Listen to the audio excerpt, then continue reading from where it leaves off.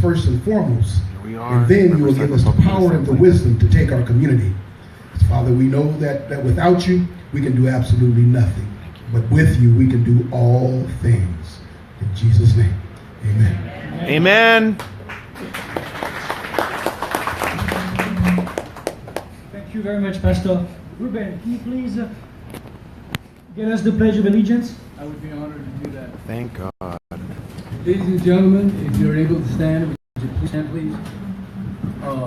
Would you place your hand over your heart?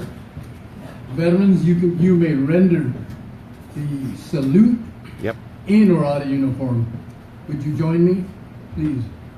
I pledge Allegiance to the flag of the United States of America and to the republic for which it stands, one nation, under God, indivisible, with liberty and justice for all.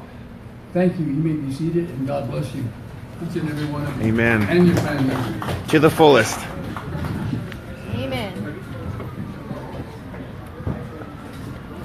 Everybody, I'm at the Riverside Republican Assembly meeting. We're going to have candidates I've been to the showcased. political arena a couple times, make it 3 times, and you know who that is. I've interviewed and endorsed thousands of local, state, and federal candidates in my capacity with the Riverside Sheriff's Association. I was the Political Action Committee for several years, and it's not about me, but it's about our nation. And it's very important that we elect Republicans that are going to bring Abraham Lincoln's statement at Gettysburg, government of, by, and for the people. Currently, it's by a few, for a few. Yep. California, regretfully, has passed many negative laws, sanctuary cities, and the list goes on and on. But it is up to us, Republicans, to bring this nation back to God and to government by the people, for the people. Ronald Reagan called the Republican Assembly the conscience of the Republican Party. And please pass the word that this state, this nation needs a revival and the principles that made this nation great. God bless the United States with freedom and veterans since the revolution to the present, living and deceased, and the active military are the guardians of freedom, whether many in this nation realize it or not. We enjoy rights and privileges that other countries dream about. So let's get out there and get the word out. Don't let the other side, the dark side, get to you.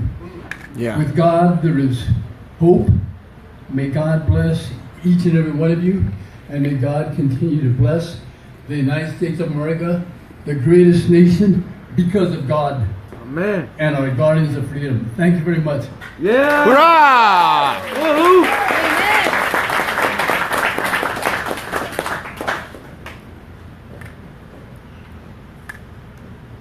Well, it's a blessing to be with such an amazing crowd tonight. And I would like to acknowledge my board for putting up this event together. Dalton Abrams, Lara Martin, Josephine Zendejas, Gerald Burchell, and Crystal Rasso. Yeah. Thank you. I would like also to thank all of our members, because you guys made us one of the most active Republican Assembly in the state of California. Thank you very much. Thank you. Thank you. And I invite all of you to renew your membership, because it's expiring at the end of the year, or get a new one. It's only $25 and you get to be part of something special. Well, yesterday was Trump's first anniversary in the White House. Yeah! And you guys reminded me how much 2016 has been an exceptional year for me, and I bet for all of us. It was the first year I wore a suit and a tie, and it was at the Republican Convention in San Francisco. Yeah. With all those illegals in the street. It's also the year we started this great adventure with the Riverside Republican Assembly. It's also probably the year where we all got in touch and connected. And that's what makes us special, the bonds we have all together. We are a group that is so diverse in the true meaning of it.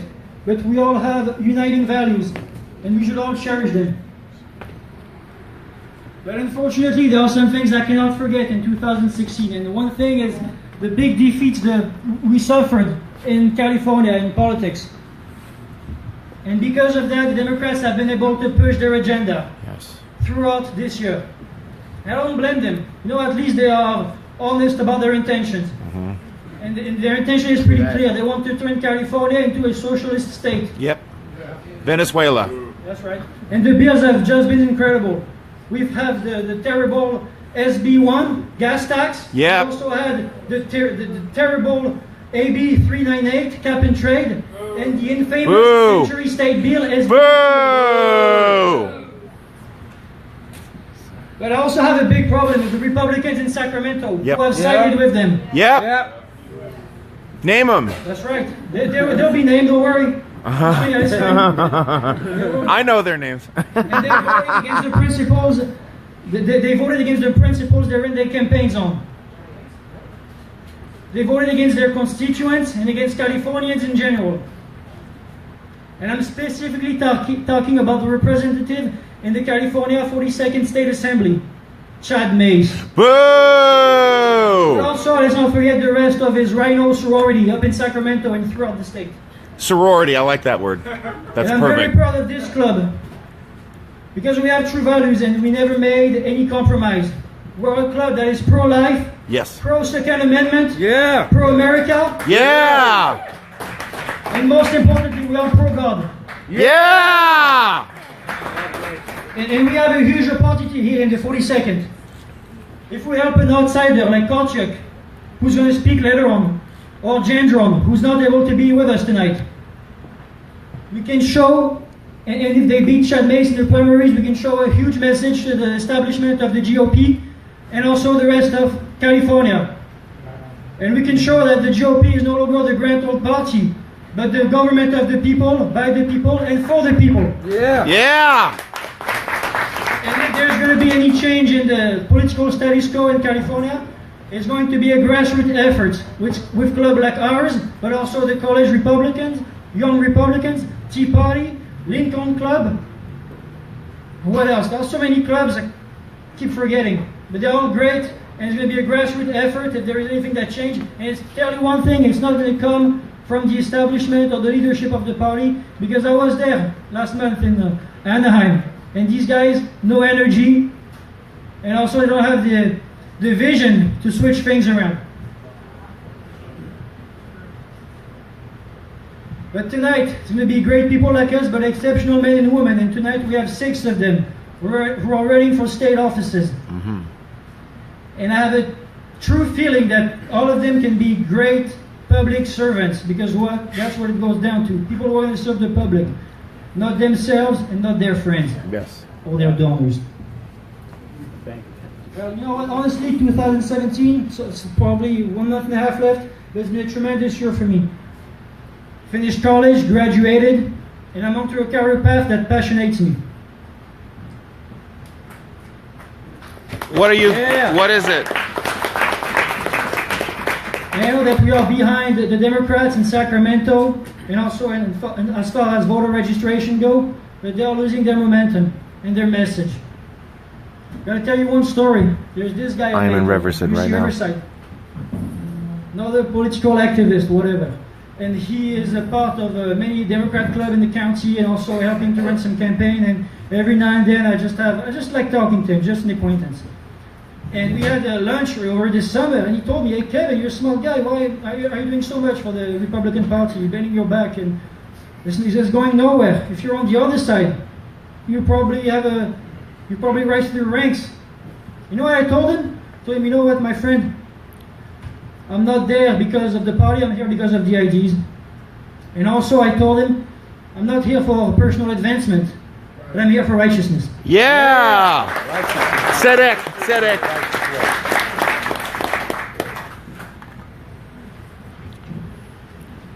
Well, if you like Kevin Bautier in 2017, you're gonna like it even more next year and in the future. Yeah. Because I'm always going uphill from now on. Yeah. Yeah. Only go up.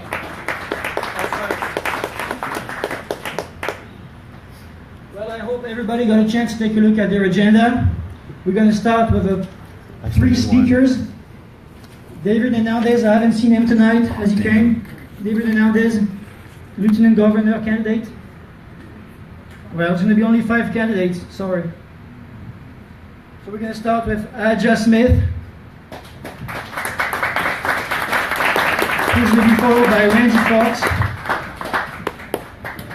Afterwards, do you want to sing first or do you want to have the comedian? Do you want to sing first? Do whatever you want. What do you want? I'll sing.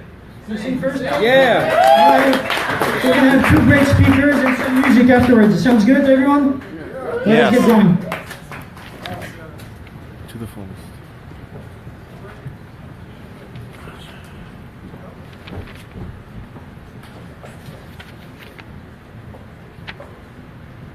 Should bring him everywhere, man. Hey, we'll sing a song, is that all right? While everybody's getting set up? All right. There you go. I was trying to think of a song to do, and here's a song out of Romans. It's all things work together for the good, for those who love God and are called according to His purpose. And this room is filled with a bunch of people that are called according to His purpose. I believe that.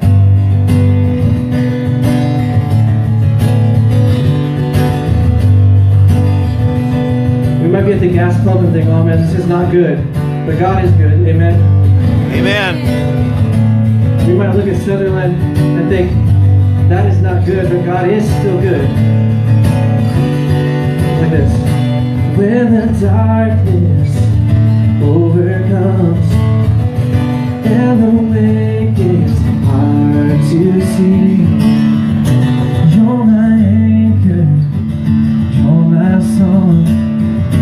I know you have a plan for me.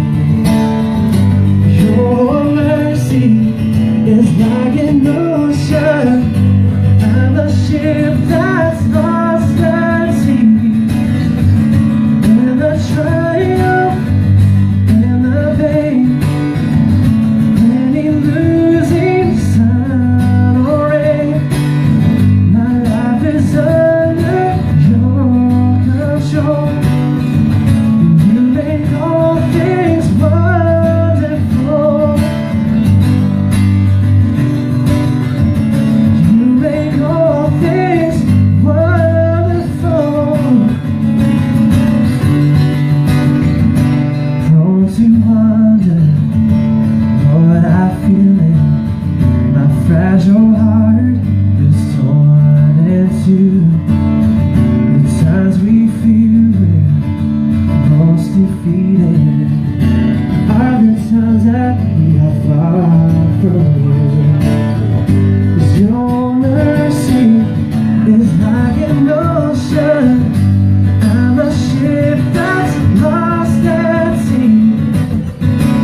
In the triumph, in the pain, any losing sun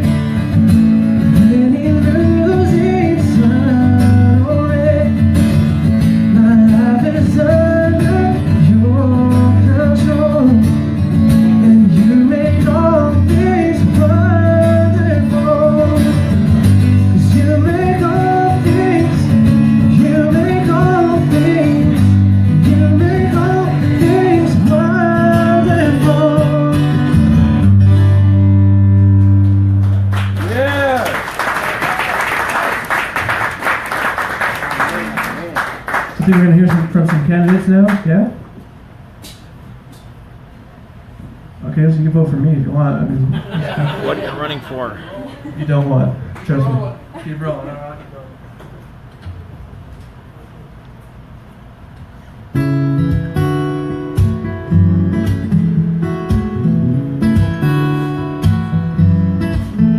I was at Starbucks and this guy asked what I did for a living. I was like, oh, I'm a musician. He got real excited. He's like, what kind of music? I said, Christian music. And he got very unexcited. He said,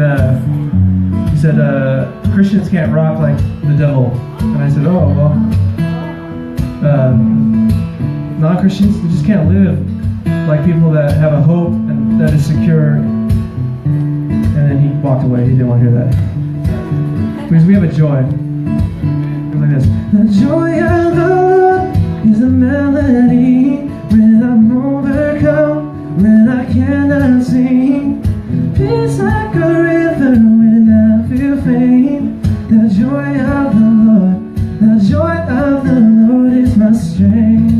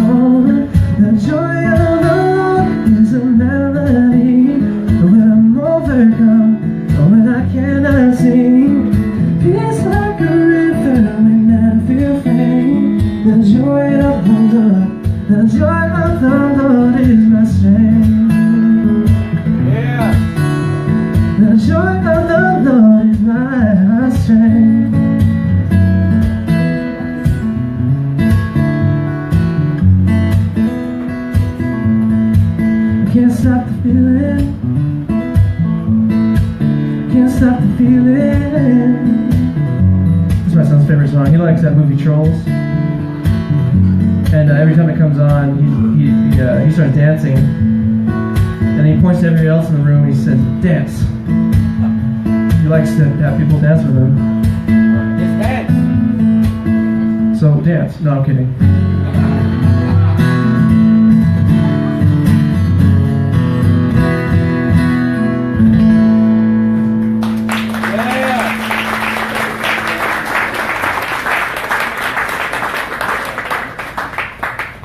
I'll keep rolling until somebody gives me the hook or the gong or something like that. You know. So, we've heard a lot of these things about these scandals in Hollywood and all these things, and how it's kind of folding back on itself, and they're starting to eat themselves, Yep. And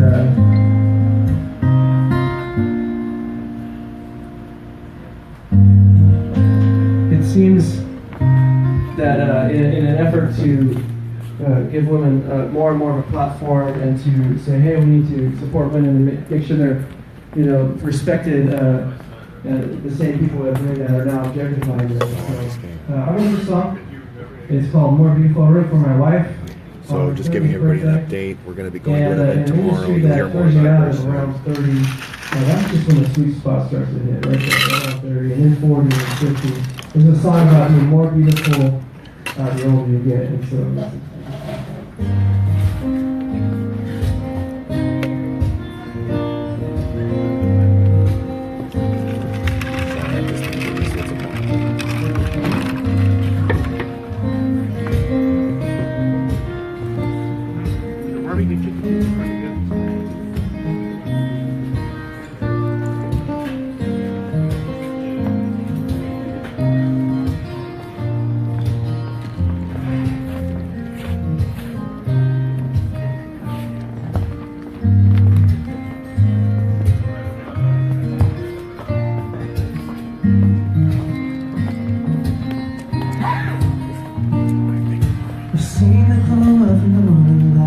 Spark of afternoons, every beauty, every sight, they don't compare.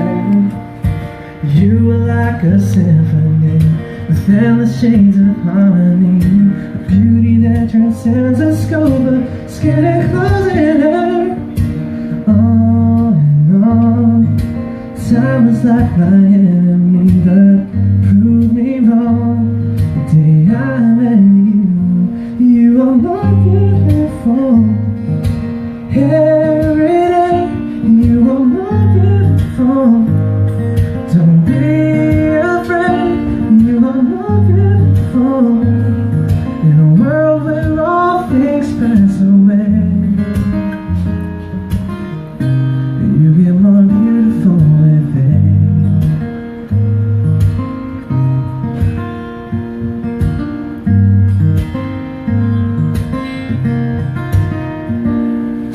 Seen the glow of the northern lights, a spark of life in a newborn's eye. Every beauty, every sight, they don't compare. Cause you are like a symphony, with endless shades of harmony. Your beauty transcends the scope of skin and clothes and hair. On and on, time is like my enemy, but prove me wrong.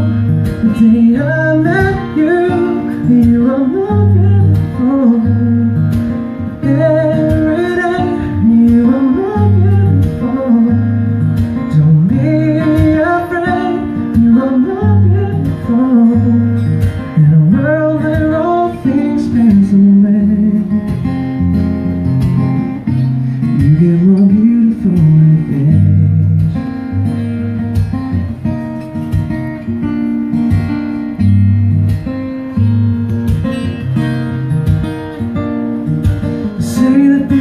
Fades away, but I have only seen the years be kind to you.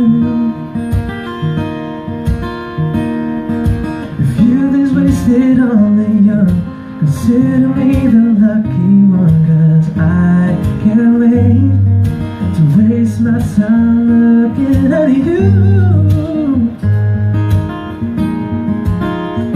I don't mind. You are more beautiful. Every day, you are more beautiful. Don't be afraid, you are more beautiful. In a world where all things pass away, you get more beautiful with age.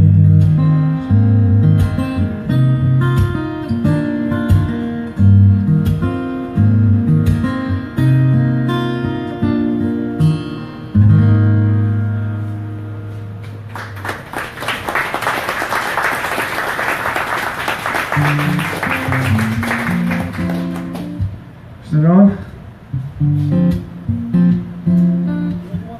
One more? Okay, good. That's some good food out there.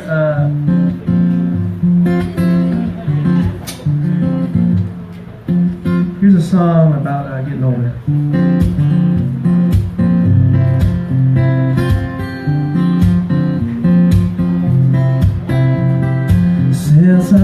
just 5 years of age, I looked at life as a blank page. Now that I'm older, things have changed. What happened to parks and pop rocks? We used to wear fanny packs and tank tops, full house and out for our favorite shows. We sang of killing purple dinosaurs.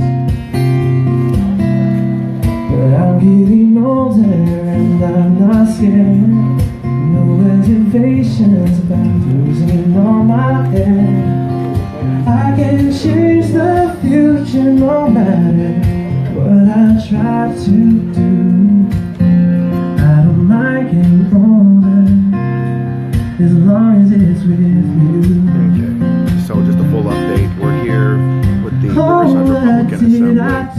There's a number of candidates running for local and congressional office here. And we've was invited here by Kevin Botier, who's the president for the Riverside Republican Assembly. So we're having some music here. We used to eat McDonald's and chocolate cake, but now my biggest fear is gaining weight. That usually gets a roaring applause. I don't know. My biggest fear really is gaining weight. So that's okay. I'm getting older and I'm not scared. No reservations about losing all my hair. I'm already there. I can change the future no matter what I try to Nothing to fear. I've already lost mine. So I don't mind getting older as long as it's with you.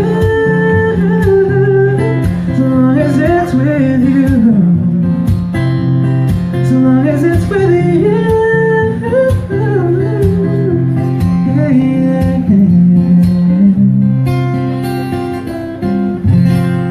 There it is. Yeah.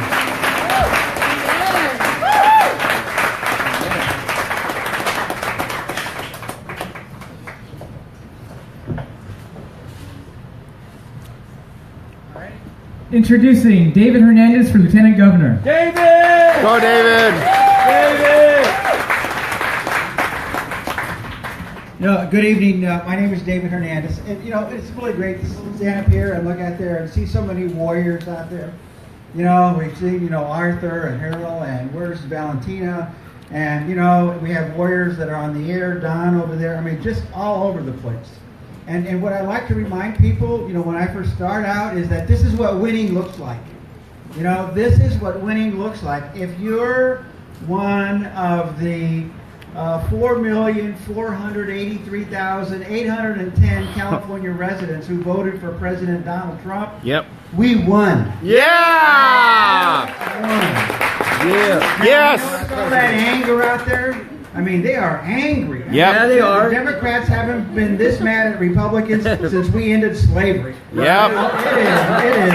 It is really, really hostile out there. Yep. So, I just wanted to say that because I've been driving for 3 hours, and I figured, you know what? It was worth every mile. Yeah. And so my name is David Hernandez, and I'm a candidate for Lieutenant Governor of California. Yeah. That means if you are a registered voter in California and you think that your vote and that I'm worthy of your vote, no matter where you live in the state of California, you can vote for me. Yeah, you got it. The entire state of California. Got my vote. And so, I grew up in Los Angeles, basically the San Fernando Valley, originally from Lincoln Heights. Family moved to North Hollywood. I went to the local schools, back in the 50s when our schools were in the top two. I went to school. I got a job at a car wash, vacuuming cars for $1 an hour in the summer. And with that $1 an hour, I could borrow Dad's car. It was nothing fancy, a Mercury Comet with 3 on the tree. Some of us had to learn how to drive with a clutch. And air conditioning was rolling down the windows with that 460 air. And, gasoline was about 33 cents a gallon. I think it went up 33 cents a gallon this past month. Yeah. And so, with that $1 an hour, I could go down to the Victory Drive-In. McDonald's burgers were 18 cents a piece. And you know what? And life was really good in California. And what happened was, I went to school and graduated, and here we are. We're going into Veterans Day. So 1967, I went down and I joined the United States Navy. And so for the first time, I was away from home, boot camp in San Diego, assigned to an air squadron in Norfolk, Virginia. By 1969, I was on a 9-month Westpac cruise to Vietnam, and I got to go all over wherever an aircraft carrier could pull in. I worked on a flight deck. We had sea for 9 months, pulled into every country you could think of. Did a 6-month Mediterranean cruise and went to Spain and Italy, and a NATO cruise in England and France, and then came back to Los Angeles. And what I did was, I got a job. I used a GI Bill. I bought a house for $27,000. I was raising a family. I got a job at the police department in the garage, making $600 a month, and that was enough. That was enough to have a good life. And so I raised 3 kids. I was volunteered to my daughter's softball team, my son's t-ball team, and and we went to work, and we were involved in a family. And I sat back and never got involved in politics because I trusted that people who said that they were there to look out for the best interests of your families, that they actually meant what they said. Boy, was I wrong. Right. When we look back now, how did we end up here? Yeah. A lot of good people believed that the system was working for them, not against them. And so in 2002, someone came to me and said, how come no one ever runs against Howard Berman for Congress? And I started asking around. And they said, because you can't win. So this guy doesn't get a Republican opponent in 5 terms? Wow. So I went down to the county recorder's office and said, how do you become a candidate? I didn't know what it meant. That's right. That our AJ is running for Congress. Fill out these 3 pieces of paper, double space. If you're breathing, you're over a certain age, you can run for Congress. You don't need a special degree. You don't have to belong to a special class. That moment, I realized how fortunate I was to be an American citizen. That when we look at other places on this planet, what is required of those that want to get involved in the system, that it restricts them from getting involved in the system. So that began a 15-year process. Not because I was going to win, because there needed to be a voice to stand up and say, especially at that time in 2002, that illegal immigration was unacceptable. Yeah. That we are a country of laws. Yes, sir.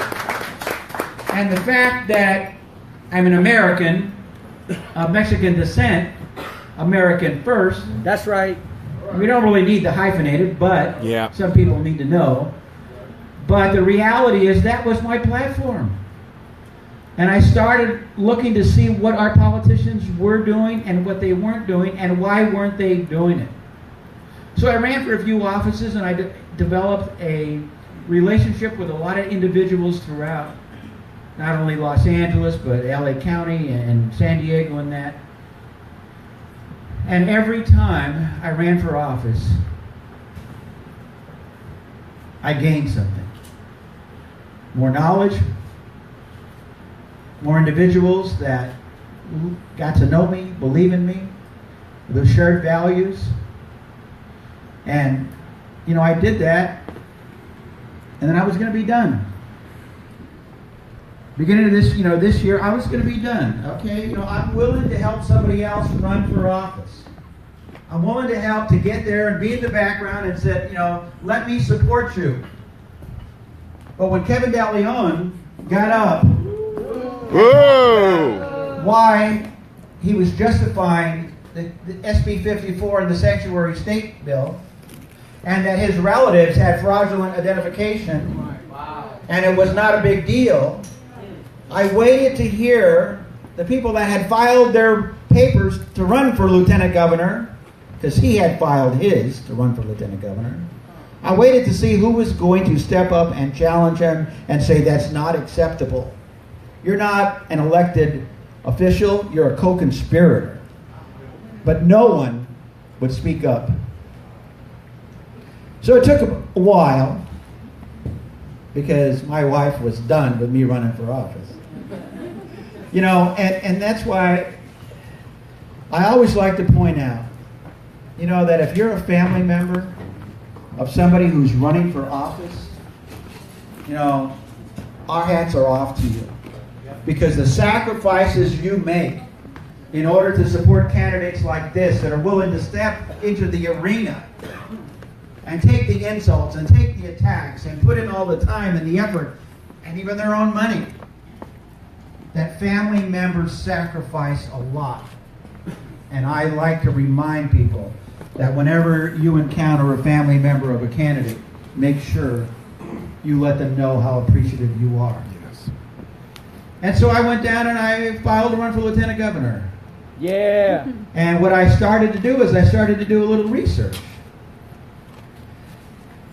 And much to my surprise, there's a lot more of us than we realize. Yep. And I started looking at the numbers by district, because since my race is a statewide race, I started looking at all the counties in the state of California. And I saw that President Trump won 26 of those counties, mainly in Northern California, but they were smaller counties. Then I looked at Los Angeles County. It was almost 800,000 LA County residents that voted for President Trump. Yeah. And then I looked at Orange County. It was almost 600,000 that voted for President Trump. And then I looked at San Diego County. It was almost 500,000. That's right. And here we are in Riverside. And I want to take this opportunity to thank the voters in Riverside County, all 333,243 that voted for President Trump. Because those votes, Yeah. You're right. those votes, added with all the others, meant that President Trump got more votes last November than Jerry Brown got for governor. Wow. Don't tell me Republicans can't win. When we vote, we win. Right. That is more votes than Gavin Newsom got for lieutenant governor. But we have to get the message out. And my message and my website, I've been an open book for the past 15 years in politics. The rule of law, pro-Second Amendment, pro-life, Yes. pro-traditional marriage, Yeah. right-wing conservative Christian. Yeah. If that bothers you, don't vote for me. But if it does, those values align with your values, then I need you to spread the word. What we have social media warriors that have taken on the mantle of this battle. And make no mistake, the war started. We're coming late to it. And it's no longer just a war of rhetoric and a war of ideas.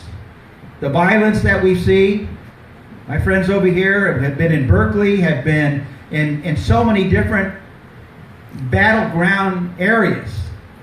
A lot of people have been injured. A lot of people have been attacked. And when I see police departments sit back and allow Antifa and all those other thugs attack people going to a Trump rally, attack people going to a Republican convention, and sit back because the elected politicians have instructed them not to engage. I mean, the city council is talking about outlawing mace at demonstrations in Los Angeles. Now, they're not talking about outlawing all of the weapons that Antifa brings. Right. But now that the Trump supporters are bringing mace to protect themselves, the city council wants to Wow. outlaw them. So California has a lot of challenges. The good news is it's all been under single-party rule. When you look at every elected office, from the governor down to the city councils, especially in Los Angeles, They're all Democrats. And now that we are entering the post-Harvey Weinstein era, Yes. Yeah. the Democrats in Sacramento are feeding on each other because not only what has taken place, but those that enabled it to continue. This is the perfect storm for Republicans. If they take advantage of it. The Bernie Sanders Democrats, the Hillary Clinton Democrats, the Latino Democrats, they're all going after each other for power because they are so used to getting their own vote, because they will refuse to follow the process. You know, what's broken with the immigration system? Everything. The enforcement component. Yeah. Millions and millions of immigrants became American citizens under Barack Obama. Legally. They didn't come here to feed off of what they could take from this country. And so when I hear Democrat politicians talk about, well, we should just look the other way, they are not only demeaning what it means to be an American citizen and the rights that we have as Americans, they are also demeaning all of those immigrants that continue to come here legally, Yep. that wait in line, that pay the money, that Yep. do all the things Yes. that they do because they come here for a reason. And that freedom is freedom and prosperity Yes. and liberty. Yes. We're not giving that up. No. That's why we have the president that we have. Yes. Yeah. And so, going forward, I need your votes. I need you to be the social media warriors. I'll leave some paperwork over here with my contact information. I need your money because I'm going to be driving up and down the state. And if I can get the word out, the voters are there. But we need to let them know that just how they won in November, we can win in June. All of the Democrats running for lieutenant governor have the same message. Sanctuary state, single-payer health care, more taxes, more government. They're well-funded, but they're all going after the same vote. Yes. I'm not. I'm going after our vote. Yes. I'm going after those 4.5 million Californians that said no more last November, and you are not going to force us back in the shadows because we now know that we're not alone. You know, one issue that keeps coming up, especially in light of the shootings in Las Vegas and in San Antonio, was gun control. And now all of the politicians are scrambling with Second Amendment, or rather with gun control legislation. So I was on a show in San Pedro yesterday. They asked about that. And I said, I am 100% in favor of getting guns out of the hands of criminals. Yeah. Yes. Let's focus on that. You show me how we do that, and I'm with you. Stop focusing on taking guns away from Americans who have a legal right and a moral responsibility to protect their family. Yeah. Let's focus where the focus should be. Yes. Let's get the guns out of the hands of criminals. Hopefully, the fast and furious guns that our government put in the hands of the cartel and criminals, Yep. hopefully those are off the street. So, you want gun control? Let's get them out of the hands of people who shouldn't have guns, and get more guns and concealed carry permits Yes. into the hands of people so they can protect their families and their property. You know, and it's really, this is an exciting time for us. Yeah. We are on the precedent of turning California back on the right course. Yes. It isn't that we're going to win. We've already started winning. We're going to continue winning. Yes. So my name is David Hernandez. I'm a candidate for Lieutenant Governor. I want to thank you for the opportunity to speak tonight. Thank you. Thank you. All right.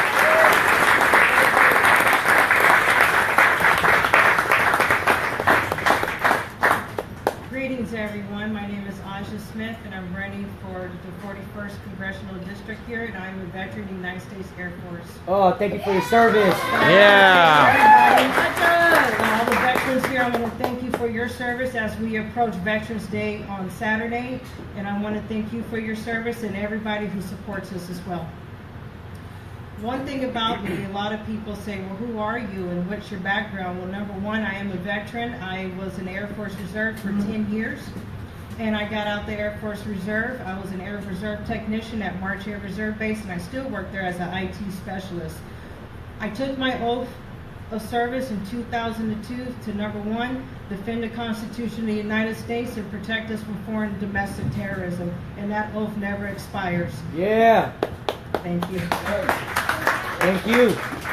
I come from a big military background. My grandfather's retired Chief Master Sergeant in the Air Force. I have a great uncle. Well, he's passed away as well. He was the original Tuskegee Airman. My grandmother also served as well. So I come from a big family of military veterans in all branches of life. Thank you. I respect everybody who served, and I know exactly the issues for everybody who has served. But my number one issue, especially when I look at Mark Takano, that's who my opponent is. He votes nay constantly when it comes to national security issues and funding the military. And we cannot have that. Because number one, like I said before, my duty and my oath never expires to protect and defend the Constitution of the United States. One thing about national security issues we hear all the time is the border. I went to the border. I've interacted with a lot of the border agents. We can build a 100-foot wall, but I know that our Border Patrol agents need more than that, than a wall. They need funding for better technology, and they also need more funding for more manpower. As an information technologist, they also need better cameras. Actually, they need cameras, because they don't have any cameras there. And they also need better equipment in their cars, so when they go and they patrol, they are safe as well. Only thing that they have is their rear view mirrors, and we can't have that. Security, we have cyber issues. I'm there to protect, and I know about cyber security, and I'm ready to go to Washington to make sure we have the funding to protect our infrastructure when it comes to cyber security. Yeah. Also, when it comes to national security issues, I know how vetting processes go. People say you cannot vet. Yes, we can vet. I hold a top secret clearance, so I'm vetted. At any given time, my credit, everything is checked. So I'm a vetted person. I know the laws on the books, they need to be implemented. And that's how we can vet without violating the Constitution. Another issue that we have is veterans. Mark Takano says he's for veterans' rights. Yeah, right. Number one, he's not for veterans' rights. Every time we have an issue on base, people go and file congressional complaints, and they never hear from him to resolve the issue. Wow. So we have a lot of veterans, they either quit, get out of service, or move out of state. And we can no longer have that as well. Another issue, Mark Takano didn't even know that our TRICARE facility across the street from March Air Reserve Base left. When he was confronted about it, he didn't even know it left. So how can you be for veterans if you don't even know the TRICARE office left your own district? And that, to me, he does not support the veterans. Right. When it comes to economy and when it comes to job creation, I know how it feels to live paycheck to paycheck. I grew up in a single-parent home. My mom's sitting right there. She was a single parent. When my mom and dad divorced, we moved home back with grandma. We still live with grandma, so we all live together. So I know how it feels when you are struggling paycheck to paycheck. I even know how it feels when you don't even know if your parent lost their job. I know how it feels when you don't even know if you're going to lose your job. I suffered a furlough and a shutdown and only had $200 in my bank account, and I didn't get paid for an entire month. So I know how it feels. Yep. One thing I've been always advocate about is lower taxes. Yeah. We have a tax plan that's coming up, and I hope that it passes. If not, we're going to have to fight and make sure it passes. Some people agree with it, but you know, it's a start. And we can work on making it better for the years to come. And one thing I know with taxes, when you lower taxes, you also need to lower the business taxes, especially here in District 41. Lower taxes for the small business owners so we can create jobs. so we can hire more people, we can have more money in our paychecks, especially me. I'm a single person, so I get taxed the highest out of anybody because I have no dependents, I only have 3 dogs, so I can't claim my dogs in my taxes. I try every year. But those are the issues, 3 main issues: national security, veterans, and economic recovery and job creation. I would love to see more defense investment. We can grow that here in District 41. We have March Air Reserve Base. It's the largest reserve base in our whole entire command. If March closes, if that bill came on the floor right now to close March, Mark Takano would close March. And I am not going to let that happen, because March is not my second home, it is my first home. And I know too many people that we suffered throughout the years when March Air Reserve Base was March Active Duty Base and they closed, our whole entire economy suffered, to include Norton and George Air Force Base. So I know those issues. Right now, we don't have that many veterans in Congress. I am one of those people that want to go up to Congress and fight for veterans and national security and economic growth. We don't have that many female veterans. I would be one of those veterans. Right now, if anybody's been watching any of my tweets or even my Facebook, Mark Takano, when it comes to national security, and I don't know if anybody heard of them, the Awan brothers. They were just busted with Dennis Wasserman Schultz. Lock her up. Lock her up. Lock her up with Hillary. But they hacked into so many congressional Democrat emails. Yep. And if you sent a message to Mark Takano via email and he wants to talk about a Russian collusion, then you need to call him up and ask him, did Awan brothers take your information? Because right there, that is a big national security risk, and I have issues with that. And those are the things that I point out and constantly tell people, all the issues and all the bills that he votes no to protect us, even the Fire Protection Act. He voted no. And what did we have last month? We had a big wildfire. So thank Mark Takano and also Jerry Brown. But the main issue that we have going on is the tax issue. And we need a lot of people to make sure we call all of our representatives to pass the tax issue, whether you agree with it or not. Because to me, as a single person living in a household with mom and grandma, 3 dogs, I would like to have a lower tax cut on my paycheck. And I know a lot of people do too in this district. I also know when it comes to veterans issues, I do support for a veteran to have the choice. If they want to go to a VA facility, they should, and if they want to go to a private doctor, they should. Yeah. Because the VA backlog is still out of control. I know co-workers, I have a very dear co-worker, her husband has to wait 2 months for an appointment. That should not be. He spent 20 years in the United States Air Force. And we should have the choice to go to any care provider that we want to. Right now, I am grassroots. I'm getting my name out there, and I'm asking for everybody, please support me. My email address, well, actually my website address is www.aja4congress.com, and I'm also on Twitter and Facebook. And I will thank you very much for everybody to come out, and have a great evening. Thank you.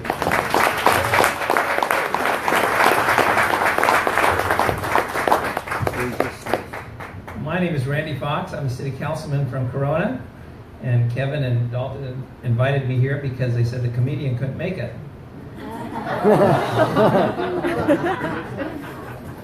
I can start by giving you a little bit of background on myself. That's not really what happened. I'm from Berkeley. I was born in Berkeley. I grew up in the city of Orange and moved to Corona about 18 years ago, 18 or 19 years ago. This is my wife of 37 years now, and we have 5 children and 5 grandchildren.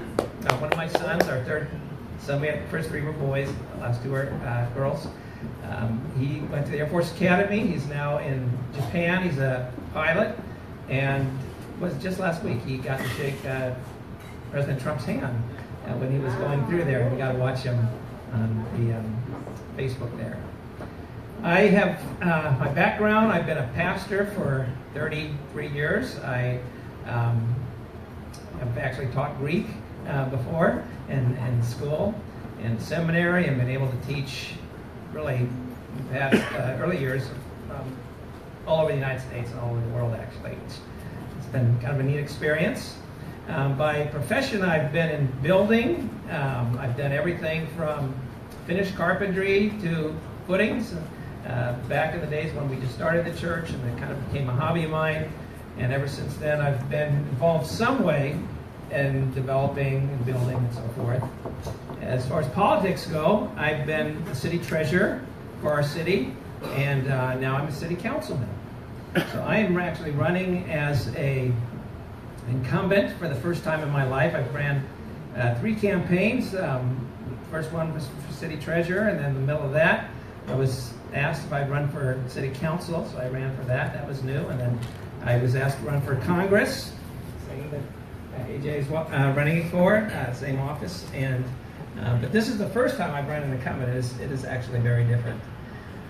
How did I ever get started in politics? Actually, about 9 years ago, we became empty nesters, my wife and I, and we wanted to get involved in some way beyond the church realm where we had been involved for so long. And I was invited to a Lincoln, not the Lincoln Club, the Liberty Dinner the Republican Party has every year. And this was held at the Morongo Indian Casino, and I'll tell you, as a pastor, that was my first time in a casino. You have to walk through here at the slot machines there to get to the ballroom. And I remember going up and down the escalator about 3 times, saying, "I can't do this. This is way out of my comfort zone. I don't know, anybody." And I remember calling my wife on the cell phone and saying, I just can't handle this. And she said, "Just do it. Just get it over with." So I went up there. I met the chairman every strong man is a good woman. Of the Riverside Republican Party. His name was Ken Meinsinger. And we hit it off, and I started talking to him about my interest in politics. And it wasn't but too long after that meeting that he asked me to consider running for city treasurer. And I remember that was definitely out of my realm. I didn't know anyone. There's a kind of, in every city there's kind of an inner circle of about 100 to 150 people. I wasn't in that circle. I was running against someone at that time who was very much in that circle. And I'm glad to see Nathan Miller here, because he's actually part of my story. When I decided I'd run, I filed, and I remember calling him one time saying, I can't keep up with my opponent. She's in this circle. She's been in the area for decades. She knows everybody. And I remember something he said, and I often think of this. In fact, I thought of it in every race when he said, "Just go for the voter. That's what you need to do. Don't worry about that inner circle and breaking into that." And so I did that. I could handle that. And just went door to door. We really outdid my opponent there. Became the first pastor in our 130-year city history ever elected city treasurer. The first pastor ever elected city councilman. Wow.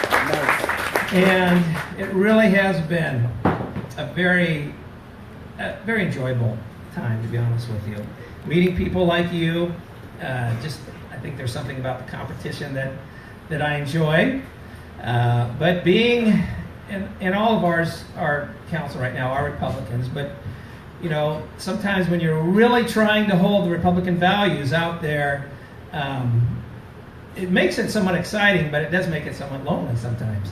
And at the very beginning, one of my first motions forward was to put our nation's motto in our council chamber.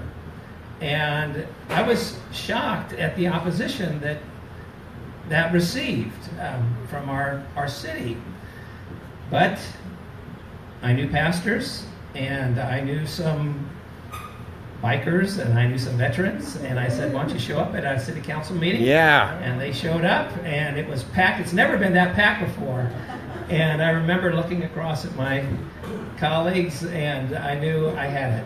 Yeah. And as a result, even of the follow-up opposition, we are the only city that I know of that has it in 2 places. they couldn't decide on which place to put it. So we have our nation's motto, "In God We Trust," on two walls, and that's pretty cool.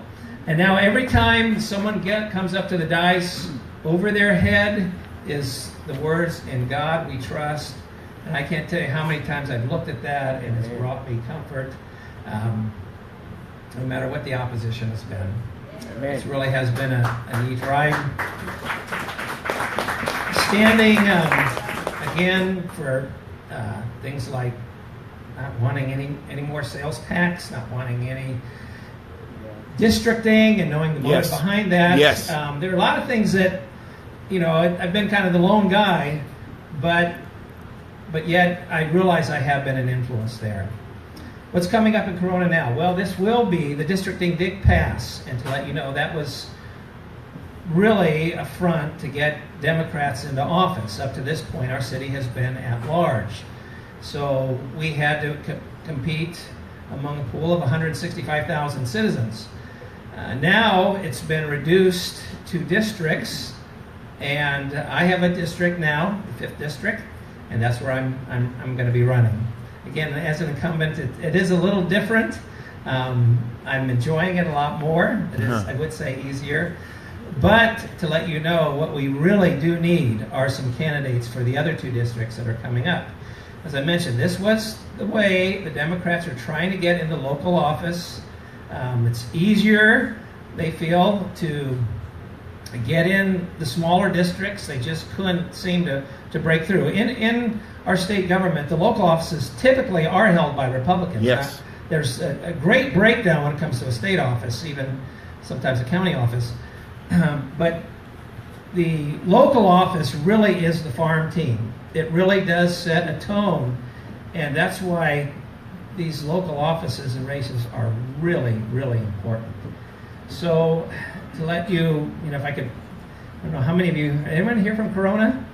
There's a few of you are. I really hope some of you can step up to the plate, and I'd be happy to talk with you about the need in different areas. For any of you, I'd be happy to talk to you about politics. This is one of the things I enjoy doing. I'll have you at City Hall, and we can go over some things. I enjoy talking about campaigning. I can't do that at City Hall, but I can do that at a coffee shop or something. I'd love, especially with you younger folks, to help you any way I can. And when one of them was mentioning about the trials and tribulations of being a candidate, I know all about them. I've done it 3 times. This will be my 4th time. But on the other hand, it's a great experience, and there is a lot of support out there. You'll glean things you never get in any other realm. You're in the arena, and it's something, win or lose, you look back to and you tried. But there is a real need now for Republicans to step up. Yes. And that's my plea to you. If I could do it, anyone can do it. But I truly would admonish you to think about that. Really consider it. And I'll take names. I'll be happy to meet with anybody. My name's Randy Fox. I'm running for Corona City Council, the 5th District, and I certainly appreciate your support and your vote. Thank you. Thank you. Yeah. Thank you. All right, everybody, I'm going to give you Thank you, Aja. Thank you, David. We're And going to thank see you, if there's Randy. any questions. Well, we're going to ask you a few questions, but before getting started, I would like to make sure that everybody received a raffle ticket, because after every speaker, we are going to raffle Trump hats. Nice. And you can also increase your chance of winning by purchasing raffle tickets. $2 per raffle ticket, or 3 for $5. And if you're interested, go see Raymond right there. He's in the booth. He's the money guy. And I'll tell you one thing, it's not going to be ready. Please, Matt is going to take some questions. Please, let's start by 1 question each. Aja first, David, Randy. And if it goes fast and smooth, we might go do a second round. Anybody have questions? I'm sorry, it's not a question. It's just something I really wanted to point out so everybody knows. When Randy Fox ran for city council, the gentleman he actually ran against, and I say gentleman to be nice, is now the county party chair for the Democratic Party. You beat the crap out of them. So good job. Thank you. I was one of the first in a long time to win without the union support, and that Cool. so prove it can be done. Great. Any other questions? This would be more of a question for Randy, but if anybody else wants to chime in, one of the biggest hurdles facing California is the pension tsunami, the unfunded liability that's out there in the public union pension debt, both CalSTRS as well as CalPERS.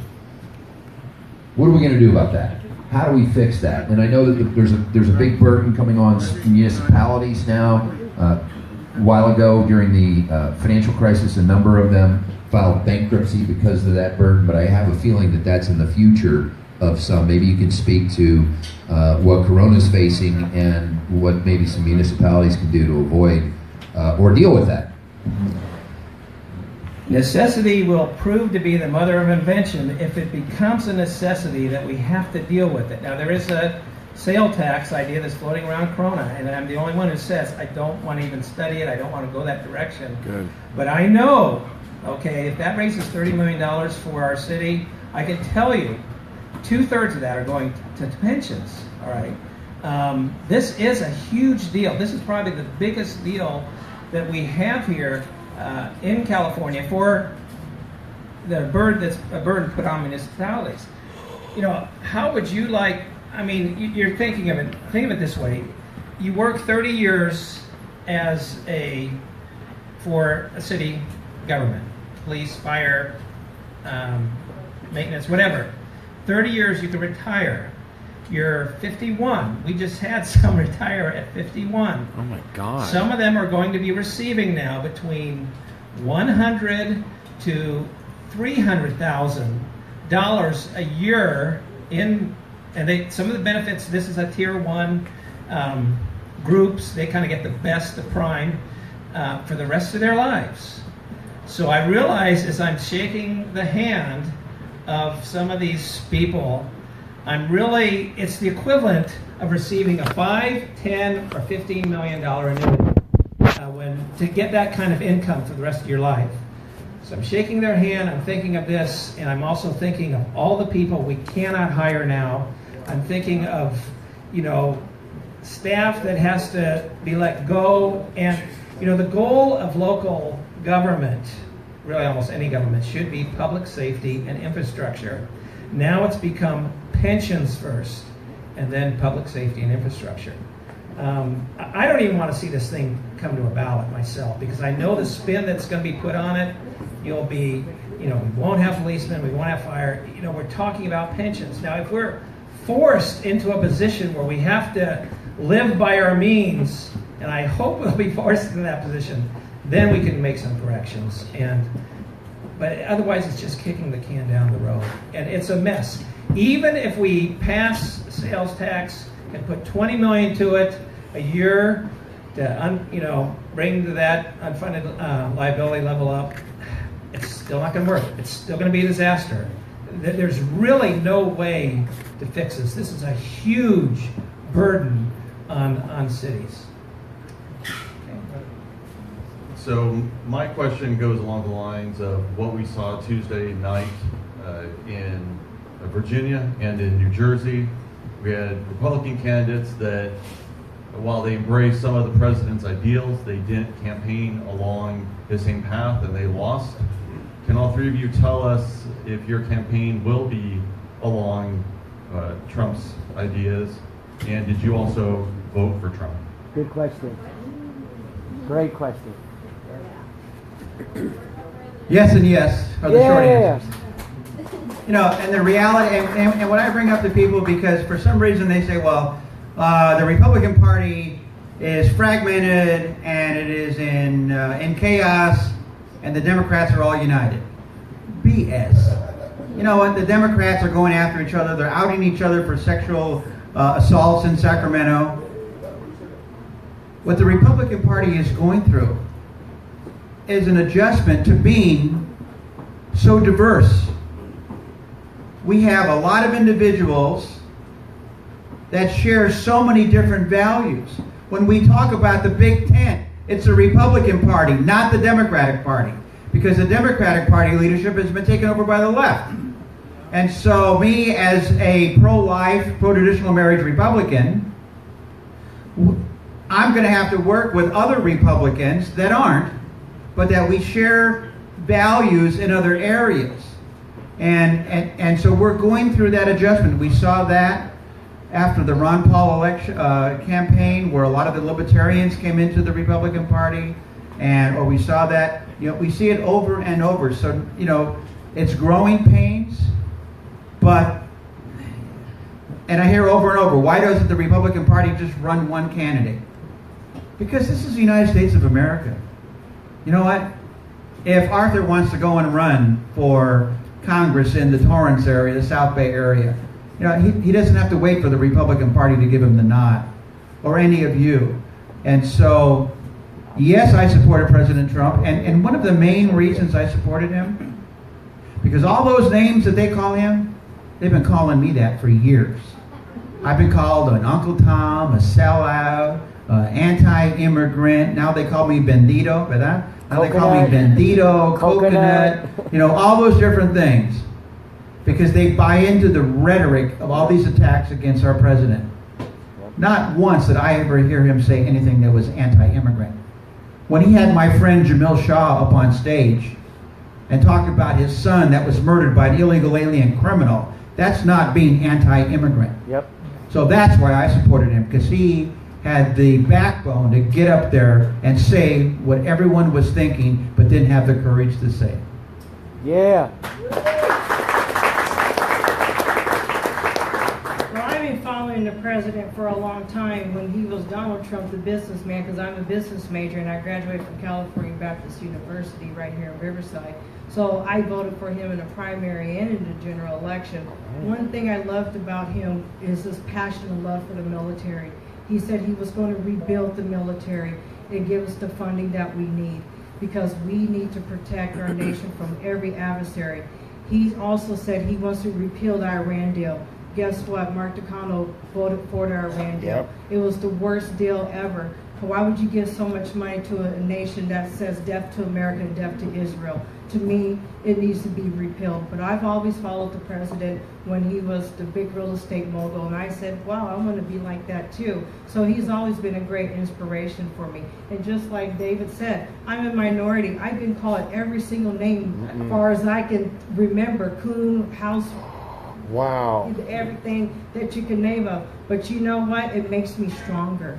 It makes me say, you know what, I'm going to prove you wrong, that I'm not the sellout, because I am a minority conservative. And we have a hard time as minority conservatives because we get called every name in the book. I know Hiram knows a lot about that too, when he goes out there and protests. So that's one thing that I say with the president. He's had a lot of people, a lot of minorities come out and vote Republican. We are not afraid anymore to vote conservative. Actually, more minority Republicans are coming out, even though we're still afraid in the shadows to come out, but more of us are coming out because we believe in strong conservative values. And now slowly we're coming out, and we're also running for office as well. So yes, I supported the president even before he became a president nomination.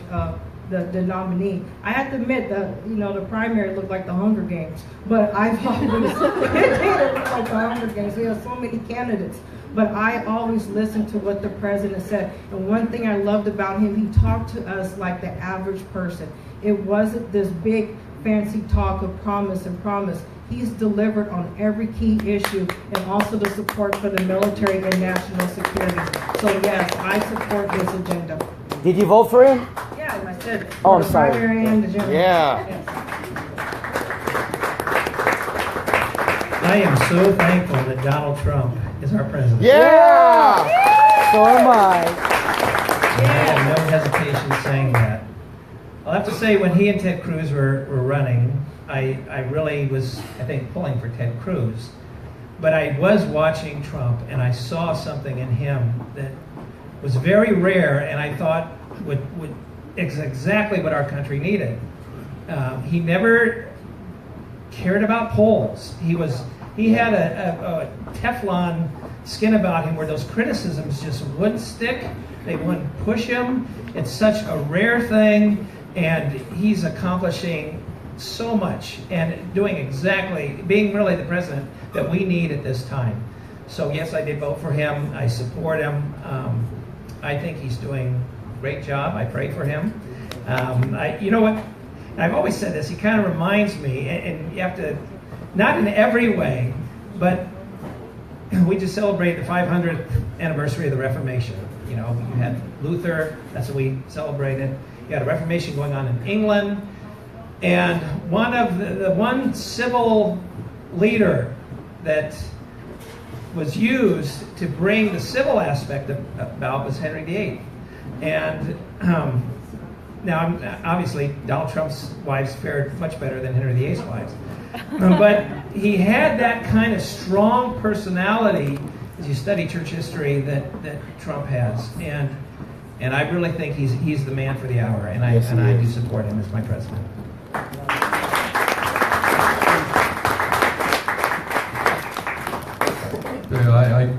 Can you hear me up there?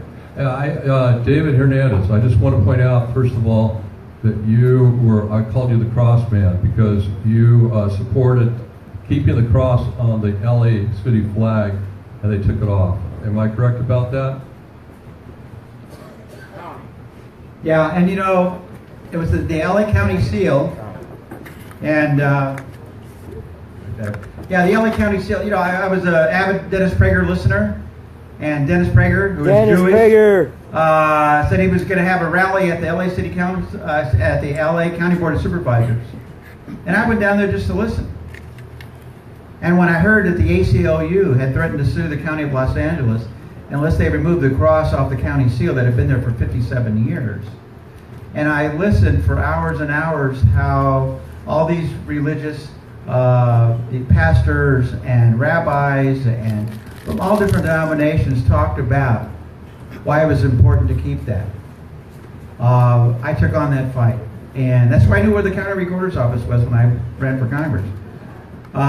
Because I went down there, and when the Board of Supervisors voted to remove the cross, I went down there to start a ballot initiative to try and put it on the ballot. And what an incredible experience. I got to meet so many great individuals in the county. And you know, when the House of Representatives passed a resolution supporting the freedom of religion, they had a replica of the LA County seal on the House floor, and they all knew the story of the cross and the county seal. Wow. Thank you. Thank you. All right, thank you guys for candidates. We have a comedian, I was told, I believe. Do we have Kevin? Kevin's our comedian, guys.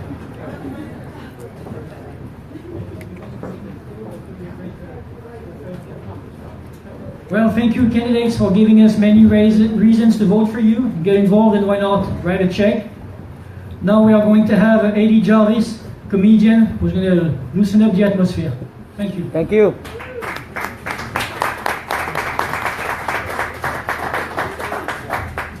Oh my God, what's happening here, everybody? Republican land, what's happening? Give yourselves a hand job for once. Come on. Come on, you guys. Get excited here. Change is happening. Did you guys enjoy the Italian dinner here? If not, there's some mafia guys that'll have a question about that. Any questions for me about the speakers you've seen so far? No, I'm here to answer questions for anybody. No? Too soon? All right, right on. All right, Riverside, I am A.D. Jarvis. I'm your representative from Woodcrest. Give it up for that. Woodcrest. It's amazing. No, I love this. I have been here in this town my whole life, and I got to tell you, it feels good to be so privileged. Thank you for that, being a Republican. Thank you. Thank you for the Mission Inn right here, right here. Give it up for that. Mission Inn, where Reagan, my boy Ronald Reagan had his honeymoon. Could you imagine what's going on in that Mission Inn? Give it up for the Mission Inn right here, Riverside. You guys are so unenthused. You guys are very tired, huh? Put this guy with the tight pants up last. But I mean, I got to give it up for all the candidates that are happening. Give it up. This is a Republican villa right here. This is like Lord of the Rings right here. We should get excited is what I'm saying. I mean, can you imagine a French guy, conservative, our MC for the night. Who heard a French guy that's conservative? I mean, this is insane what's happening here. I love this. I love it. I love every Republican president that's ever come here. I even love the liberal presidents that come here, right? You know, you've never seen a guy campaign for somebody more than Bill Clinton did for his wife, right? I mean, did you guys watch that? Did you guys see that a year ago? He was like, please get this woman out of my house. I won't do anything. I will do anything. He wanted so bad to be first gentleman, didn't he? He was like, I need one more shot in that Oval Office. I just need one more shot. There was one table I didn't do it on. No, give it up for Bill Clinton right there. Fiscal conservative. It's wrong. Sorry. Whoever laughed at that, you're wrong. You're right. And we had a fake Republican governor recently, Arnold Schwarzenegger. I loved that guy for a second, didn't you? I loved his movies. But he scared me right away when he was the only immigrant against immigration. Close the borders right here. All right, now that I'm here, close the wall right here. And you know, his ignorance is really scary. He's like, nobody told me that the Mexican maid gets pregnant easy. No, sorry, no. Oh my God. I kid. But Arnold, going off on my Pontus. I mean, I have the great Donald Trump board game. How many people have the board game? Lots of people. Yeah, you bought it on eBay. I have that stuff. All right, RCC baby. I get to see George W.'s dad. I call that George W.'s dad talk on our halls right here. You know, a lot of people say, Eddie, how do you imitate George Sr.? He's a combination of John Wayne meets Mr. Rogers. Wouldn't be prudent at this juncture. 1,000 points up. Right, thank you, right there. You guys gotta laugh at that, for Christ's sake. An old man with it. But let's give it up for George W., the best stand-up comic you ever had. George W., your ex-president. Give it up for that. Could you imagine his act this year? Could you imagine his stand-up act? Hurricane Harvey, all of a sudden that's my fault too. Spencer from my Mexican peeps. Right there, give it up for George W. right there. Any questions you want to ask George W. Bush right here? Anybody? Any question for George W. right here? What is it? Yes, sir.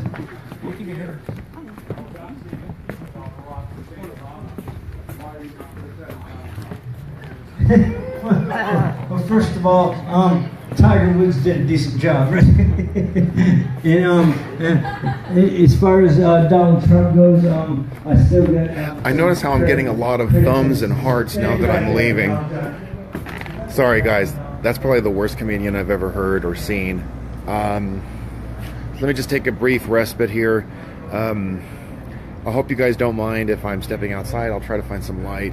I want to thank there's a scattering of you that have come to listen. Sometimes there's going to be sedate events and sometimes there's going to be powerful events, so I appreciate your patience with me depending on what's happening.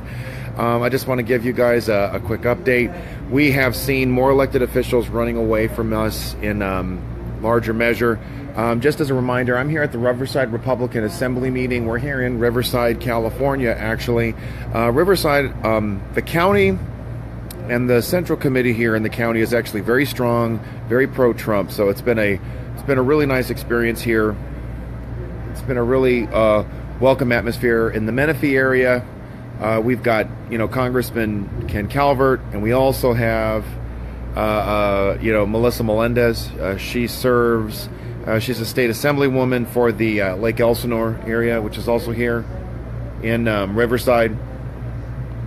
So all of that is very, I mean, there's a lot of hope out here. Someone mentions that this is their district. Oh, Maureen, how are you? So, that's just where we are. That's what we're just doing right now. I appreciate all of you guys who've been following and sharing the videos that I've taken in different locations. I hope you guys like what we did to Javier Becerra again. That guy is just beyond abusive. The arrogance of these elected officials. They don't think they have to answer our questions. They don't think they have to care about our rights and to protect our property. They're interested in ripping us off and taking us for all we're worth, and this is a real problem. So I'm glad I could be able to, confront them with that, and others of us were there too. We're going to be going after other elected officials throughout the week. Thank you for all following me. I want to also let you know I have another YouTube channel, Chris Shopper.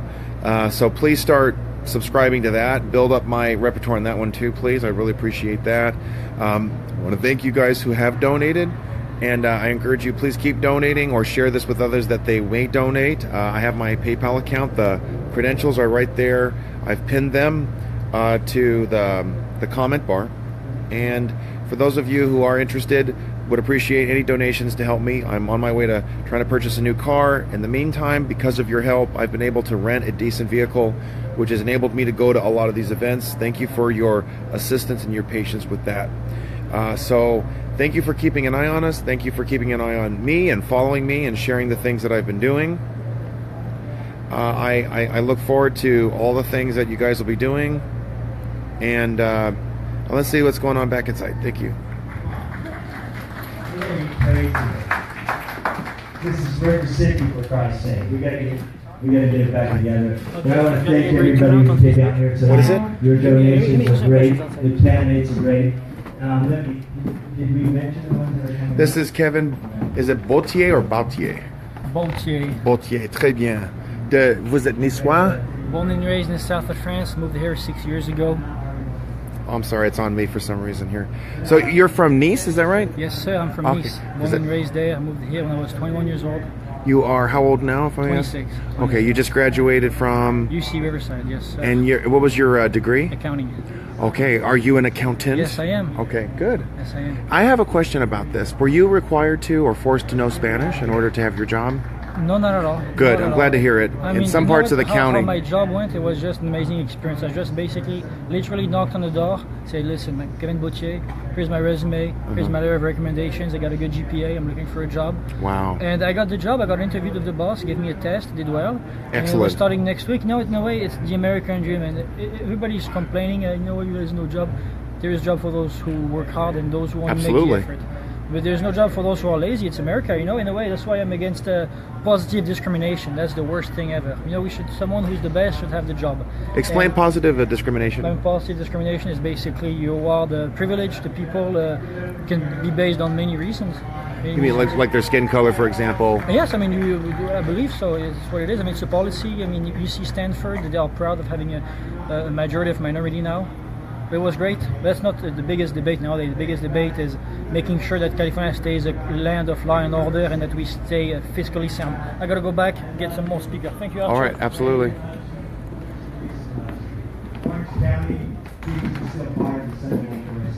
Oh, sorry. Thank you, guys.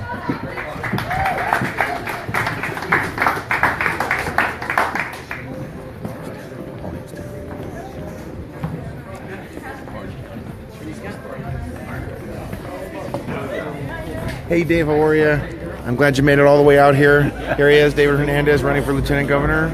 Excellent. It was worth every mile. I'm glad. Where's your next stop after this? Where are you headed next? Well, I'm going to be... Like tomorrow, the weekend, etc. Well, Saturday morning in Long Beach.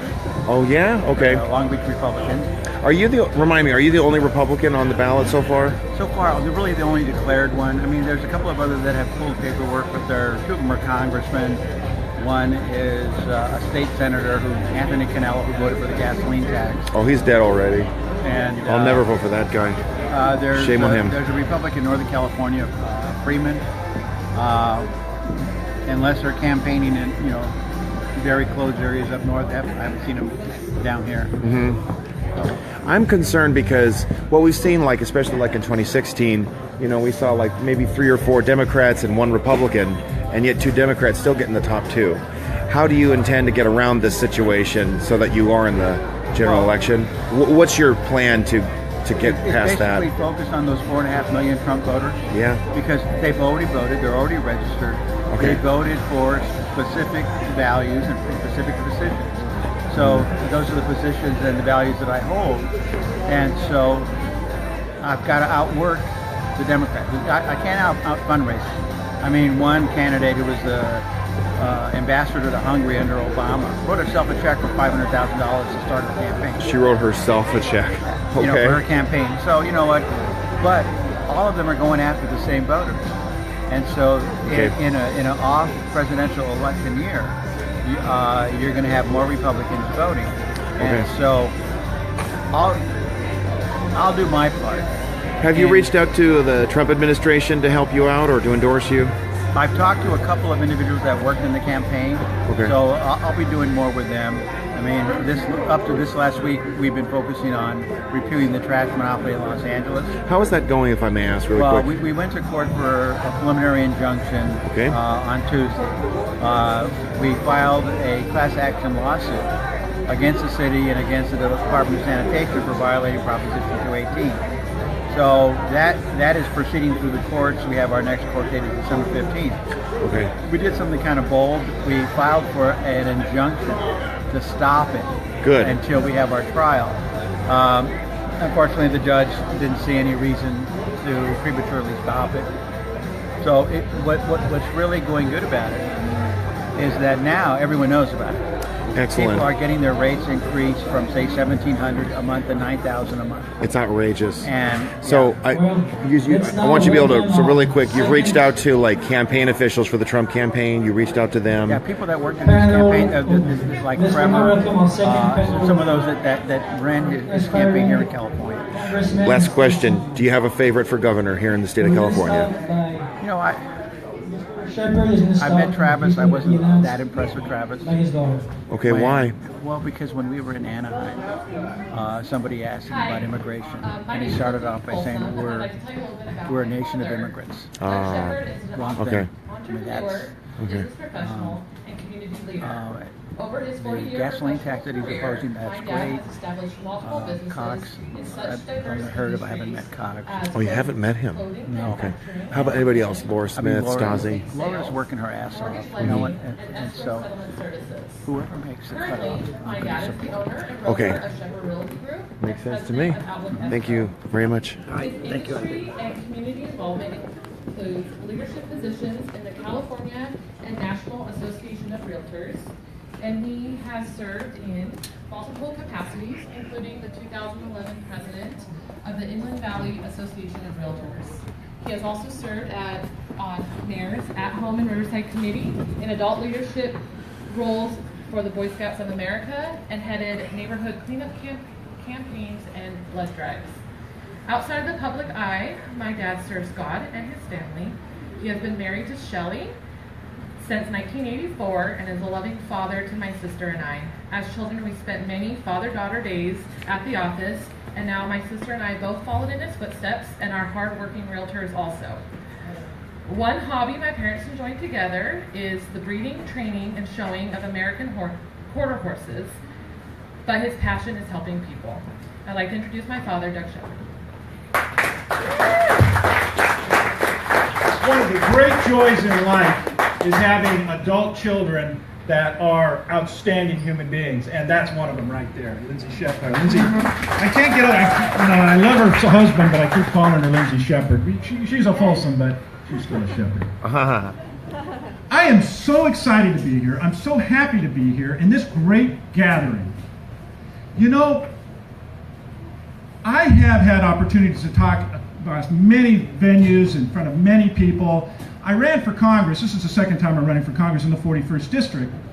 And during that time, I've always wanted to really express a couple of things. The first is that the Riverside Republican Assembly is the backbone of the Republican Party. Ronald Reagan, it was said earlier, Ronald Reagan had said that the Republican Assembly was, or still is, the conscience of the Republican Party. Well, what does that mean? Right? What? Say amen. Did I get an amen back there? All right. What does that mean? Well, what is conscience?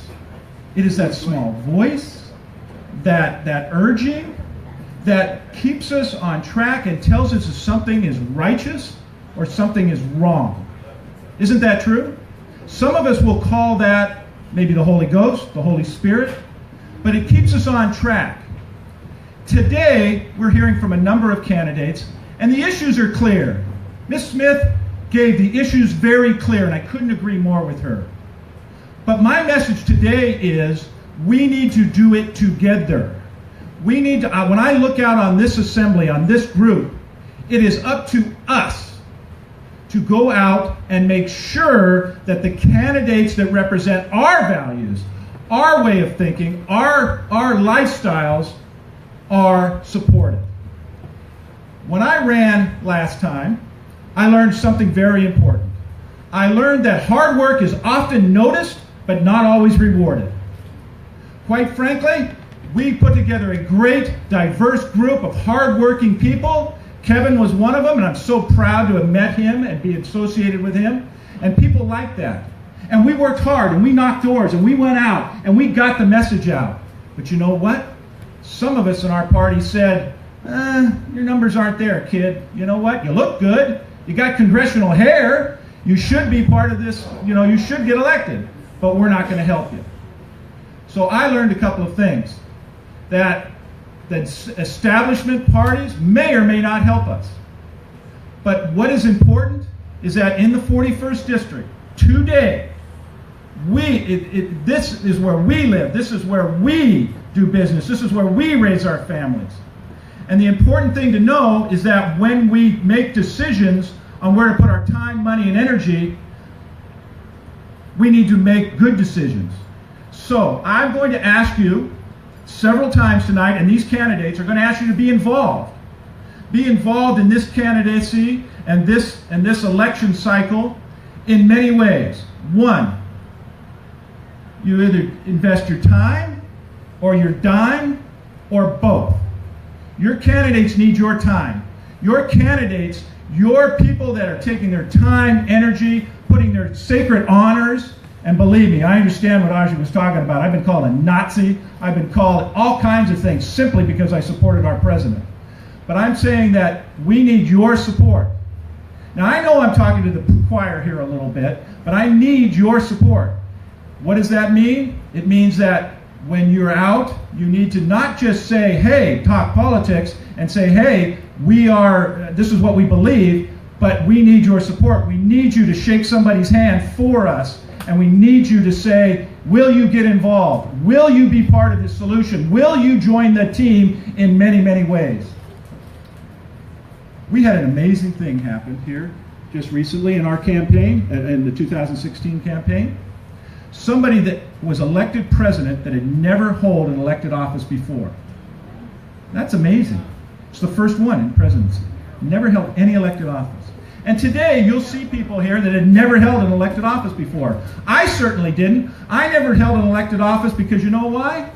Well, I was kind of like the kid that didn't speak till he was 16 years old. And all through his life, the kids kept saying, hey, why don't you talk? And then the parents took him off to the specialist and off to the doctor. And one day he just goes, hey, where's the broccoli? And everybody said, what? You can speak? And he said, yes. Up till now, everything was okay. Well, that's how I felt. I was living in an area that had great representation. If Ken Calvert was still my congressman, I wouldn't be standing here tonight. But that changed. And two good men ran before me, and they got beat. And they got beat because of some changes, and the other party worked a little harder. And I'm sorry to say it, but our party got beat. Now, I'm not afraid to work hard, but I need your help, and all these candidates up here are going to need your help. I never ran for office before because I didn't see the need. I saw a need. And what was that need? To replace Mark Takano. Aja's told us some of the real reasons that he's inadequate. Well, let me tell you, not only is he a poor legislator, he's poor at constituent services. And that's the only reason you send somebody to the U.S. House of Representatives. U.S. House of Representatives says representatives. They represent. At the end of the day, if they can't help solve constituent problems, then they are not representing. My background is business. I've been in business for 40 years. I understand customer service. And if I do nothing else but the following two things. One, answer the phone or have my staff and work hard to fix the issues that individuals, you, and you, have, then that is the best thing we could do as a representative. The second thing, however, is to support our president, support the agenda. Now let me tell you how far I'm willing to go. I believe his tax laws, the new tax proposal, is going to hurt me financially. My industry, the real estate industry, is opposing it. And I'm opposing them. Why? It's going to hurt me. I'm not going to get a tax break. If you want to know why, see me later. But I'm still going to support him. Why? Because it's the right thing to do.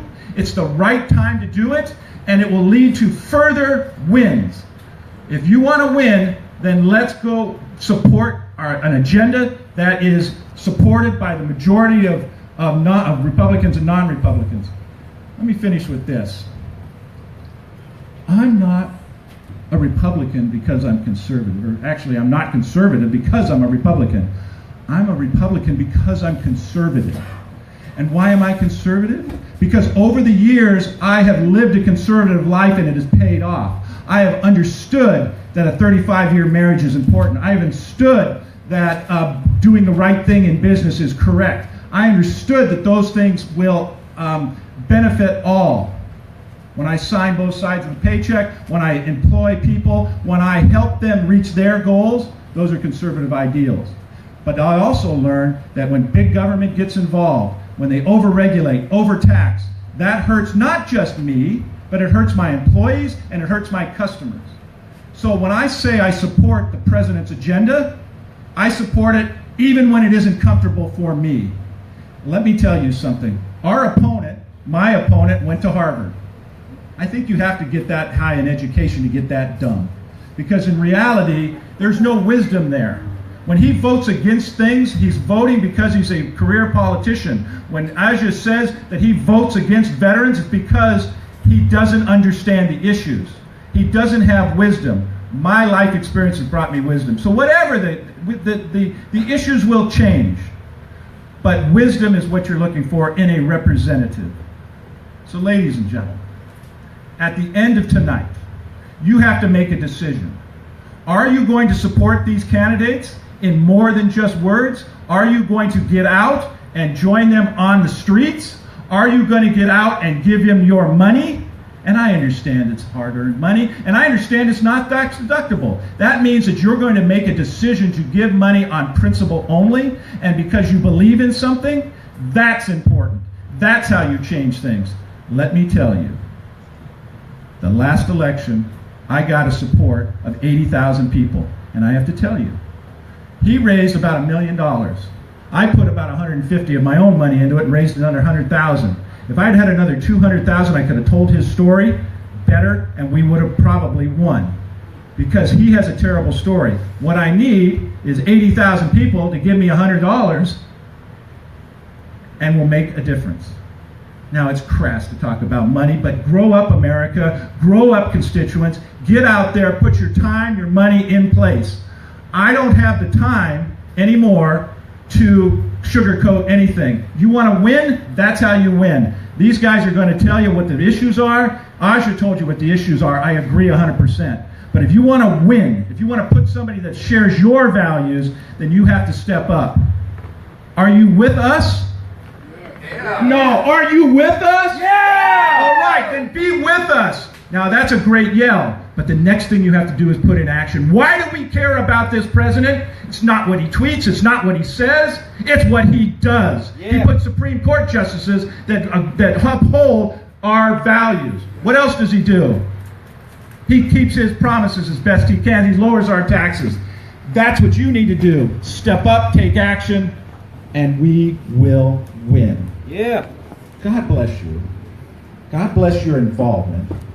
And you know what? You deserve better representation, but you're only going to get it if you take action. So God bless the Republican Party. God bless conservatism. But more important, may God bless the United States of America. Yeah. Thank you for your time. Amen.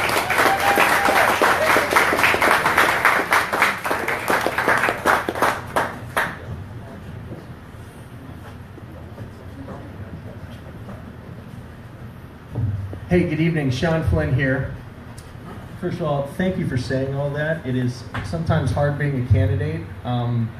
We get a lot of names called at us, even by people on our own side, and it's great. It's wonderful to come before an audience that believes in the values we believe in and wants to support us so wholeheartedly. So your very presence here tonight, I think, indicates exactly what we need out of people. And so I just want to say thank you, Doug, for bringing that up, but also thank you for all the candidates for being here tonight.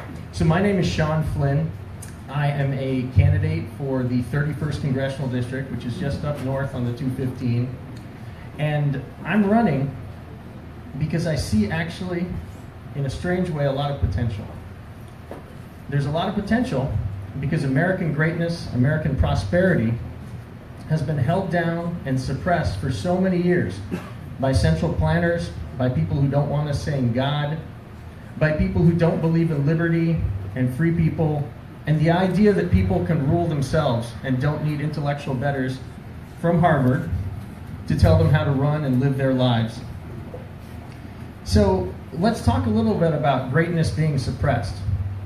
And just, if you're older, you can actually remember all the greatness.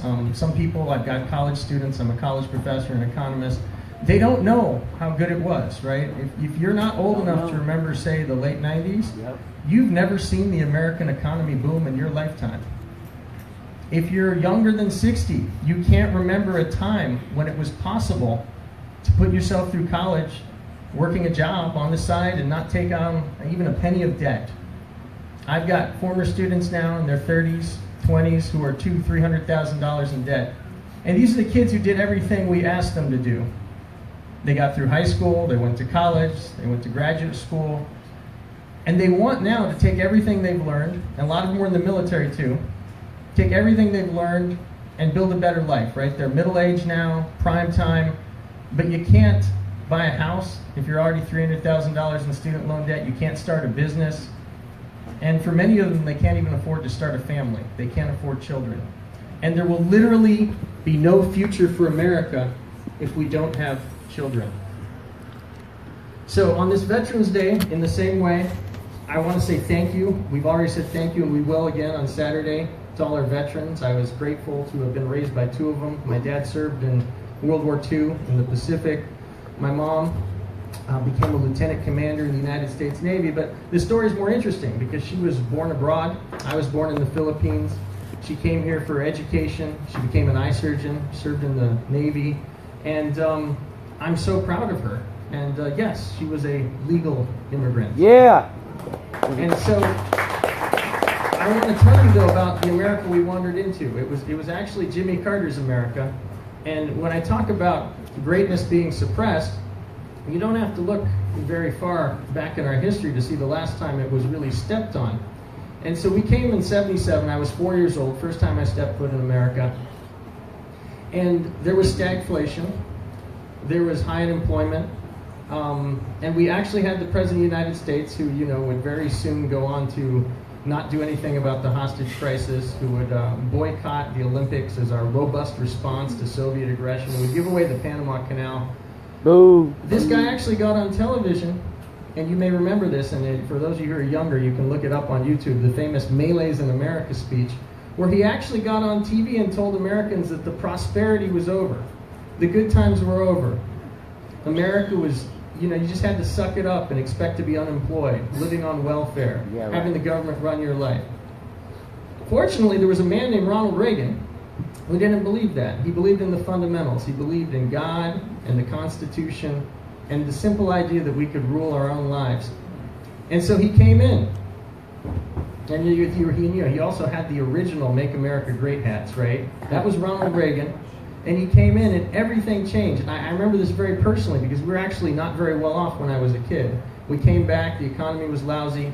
I remember my dad and me in some beat up old jalopy in a gas line, and we waited 4 hours and we finally got close enough so that we could see the signs that had the prices. And my dad, who'd gone through the Great Depression, got really upset and he shouted out, "I will never pay 69 cents for a gallon of gas." And he drove off. And we were on food stamps, right? We were on food stamps. And, my dad had been through the Great Depression and knew what real privation was, and my mom did too. And that was hard for the family. But then Reagan got elected. the economy boomed. Yep. There were good jobs again. I remember. We put into place a 600 ship Navy. We went after the Soviet Unions. We stood up to tyranny. Even simple things like telling them to tear down this wall. Do you think Barack Obama would have ever told them to tear down that wall? No, he would have been over there having drinks with them like he did with Fidel Castro, right? Giving them money, our money. It matters so much to just simply stand up for American values and to fight for them and to roll back the central planning and what some other people in this country think is necessary, which of course is a welfare state where the government controls everything and thinks that it has the right to tell you what to do and what to believe and where to go and what sign to put on your bathroom. That's not the America I think any of us in this room want to live in.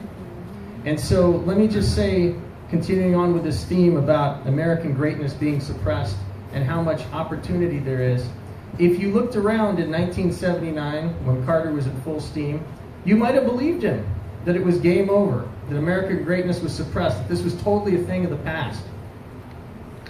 And some people want you to believe that right now. They want to give you single-payer health care because they think you're too dumb to be able to run your own health care and decide things for yourself. They want sky-high taxes, even higher taxes than now, because they don't think any businessman actually creates value in his community and serves the better interests of his fellow man.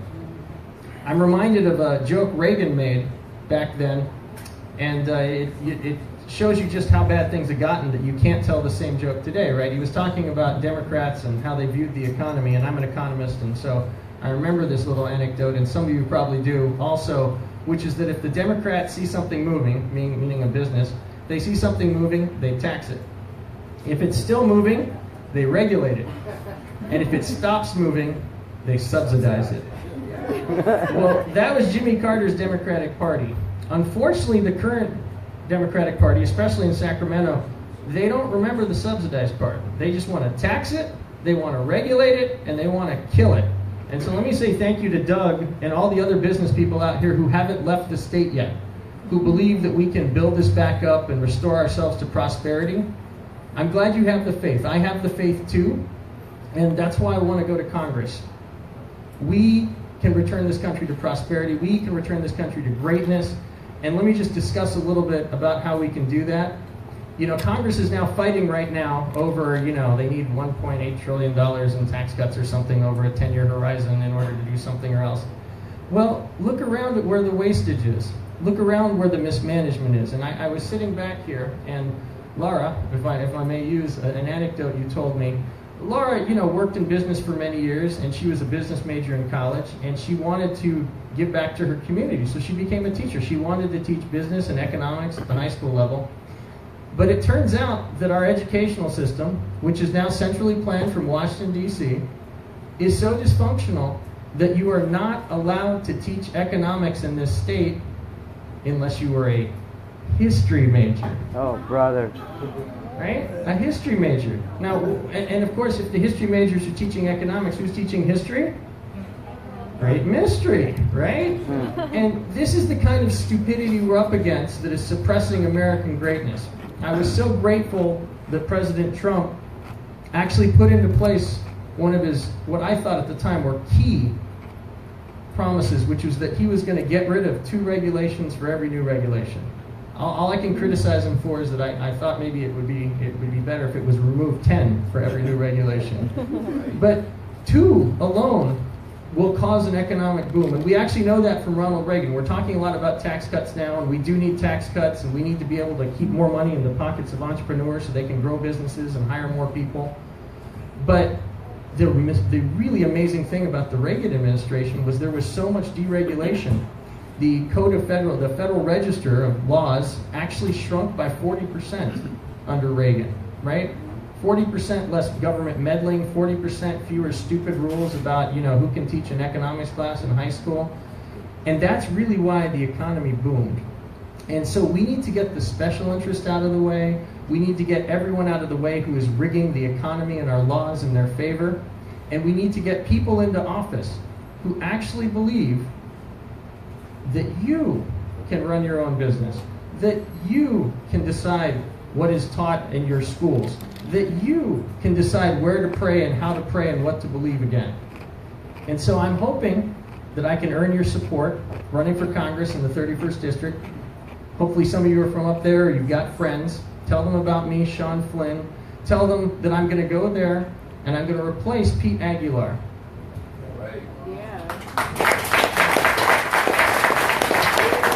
And for those of you who don't know who Pete is or what he believes in, let me just politely say that his values do not match yours.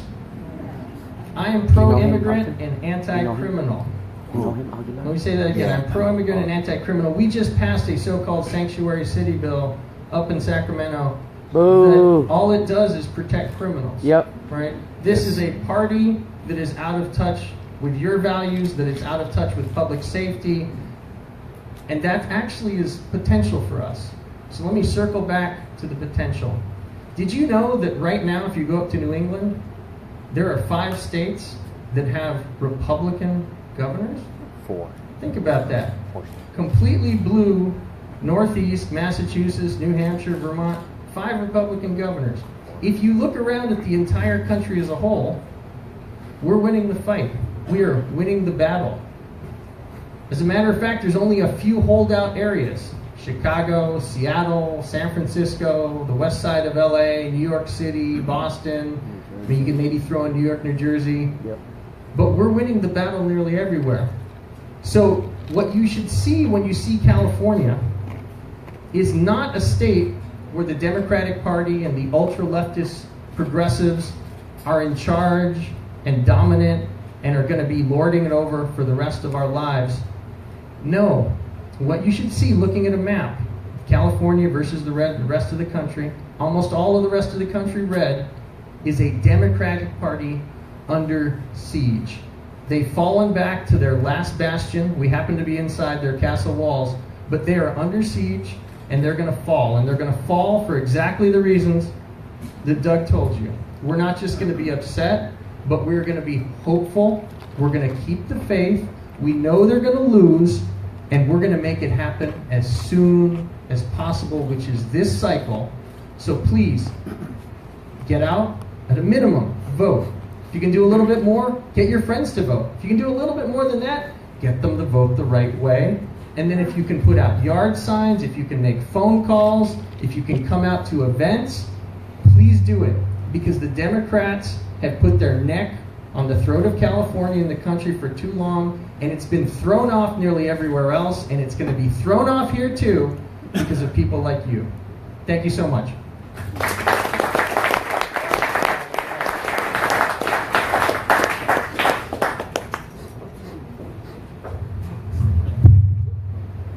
I've been asked to introduce Andrew Kochuk, who's running for the 42nd Assembly District. But before I do, I'd actually like to take a couple of liberties because I think there's a lot of good people in this room that do a lot of hard work for the party and often go unnoticed.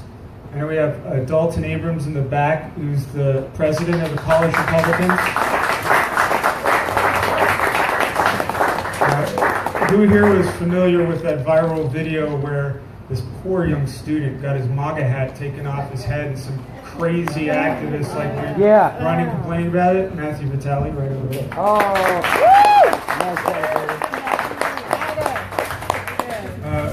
Just over on the other side of the border, we have our friends, the Redland Tea Party Patriots, and Mr. Greg Britton, who runs the show over there.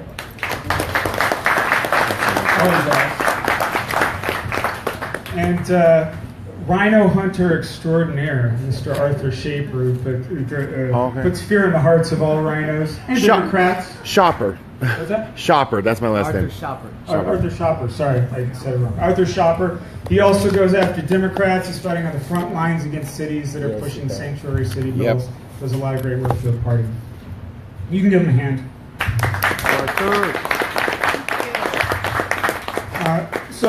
Andrew Kochuk, for those of you that don't know, he's running for the 42nd Assembly District.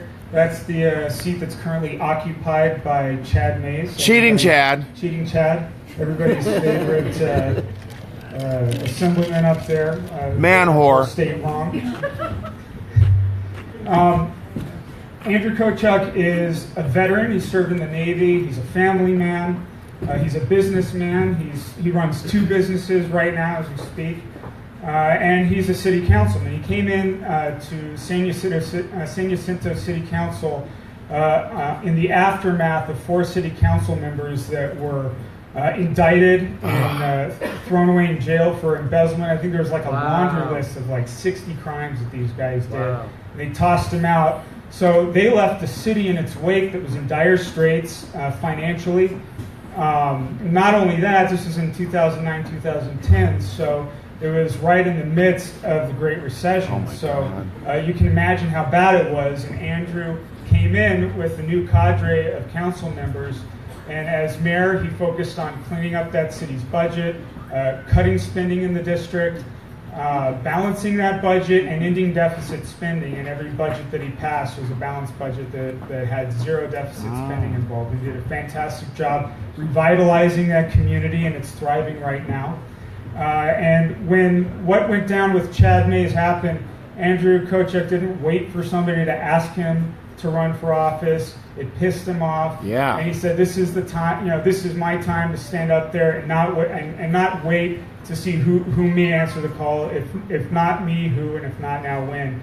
And Andrew stood up to the plate and decided it's time to take out Chad Mays. Yes. And I think we all agree.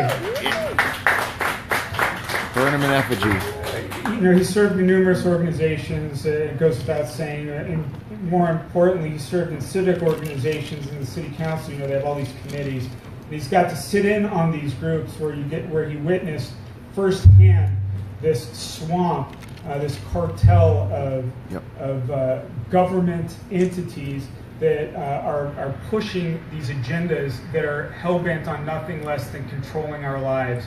When they were having conversations about reducing carbon emissions out in the ether, they were having conversations about how they can plug trackers into our cars and start charging us taxes per mile that we drive. And they've gone way beyond that now, and there's some horrible things that are going on.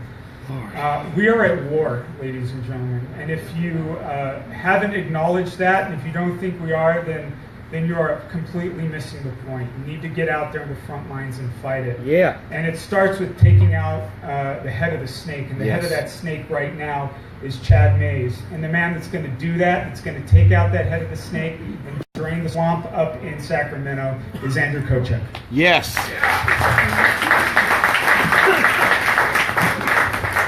Thank you, Nathan, for that intro. I believe in having an A team, and definitely Nathan's a big part of that A team that I have here. Just today, I was thinking in my head, I heard of an argument from a Democrat about gun control. And the argument goes that you have a gazelle with horns on its head, right, to protect itself from the cougar. And Democrats' logic here is we should cut the horns off the gazelle, and the cougar will hunt the gazelle less. But that's their logic in their head. They want to take away our First Amendment, our Second Amendment, and of course we have all this stuff with the sanctuary state and issues that we're dealing with here in California. We all know why we're here. We're here because our lead Republican in the Assembly joined with the Democrats, big smiley faces, arms hugging around him, to pass a tax. Now you might think it's the SB1 gas tax, but it wasn't. He voted no on that. He voted no on a 12-cent tax. If you look at his social media, he blasts that tax. Blasts it all over social media. But what he did pass was the cap and trade vote with supermajority, and you're talking about a tax of 70 cents a gallon. Now, if we're going to just join the Democrats and be more moderate of a party, we might as well just pack up and leave, right? Might as well just take a knee, like some football players. I'm here with one of my daughters tonight. I'm here feeling the energy of our young Republicans out there, the energy of you to fight for our state and to fight back. Yeah.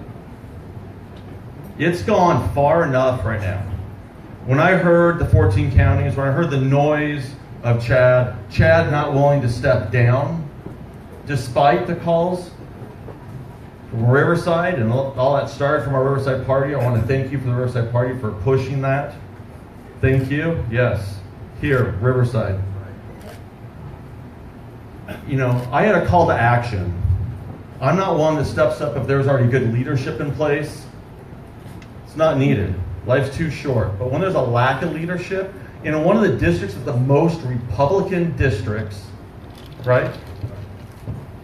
In a district where we're not being penetrated because Obama had a house there in the desert, Boxers out there in their house, they're penetrating our backyard, penetrating all of our Republican strongholds.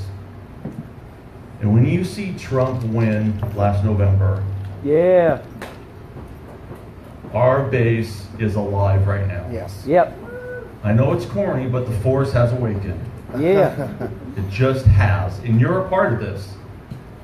My call to action automatically before Chad even stepped down was he needs to be pressured and primaried to get the hell out of that seat, get hell out of leadership, and for there to be a message that if you're a Republican and you're conservative and you vote like that and you think we're all stupid, we're not. And we're going to take you out.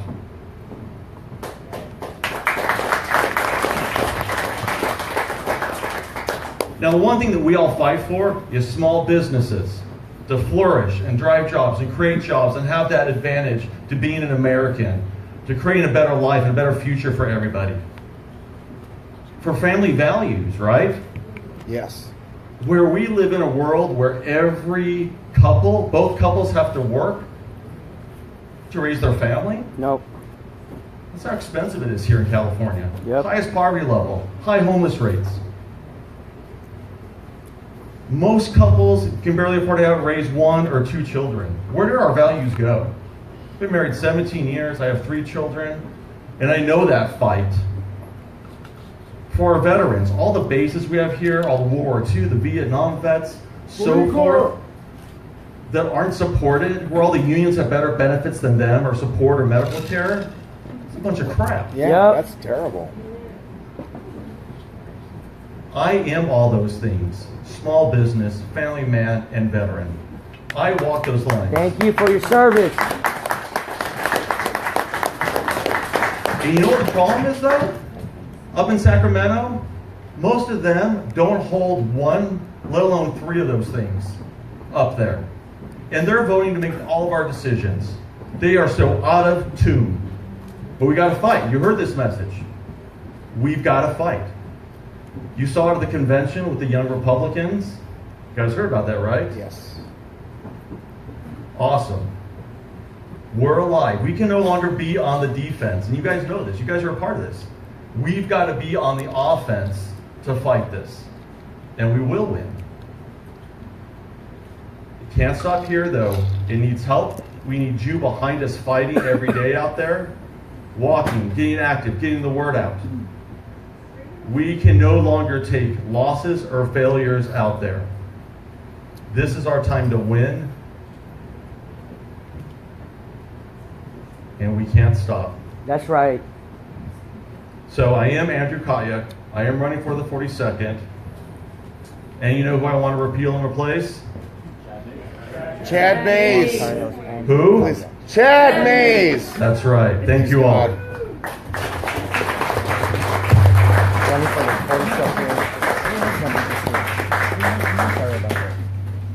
All right, guys. Do we have any questions?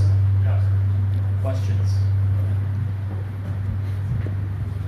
I've listened to the 6 of you tonight, and whoa!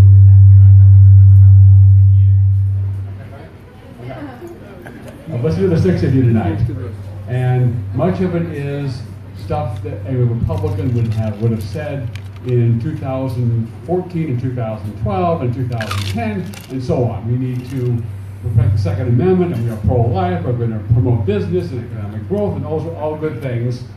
And a Republican that talks like that, I don't think is going to win, especially here in California.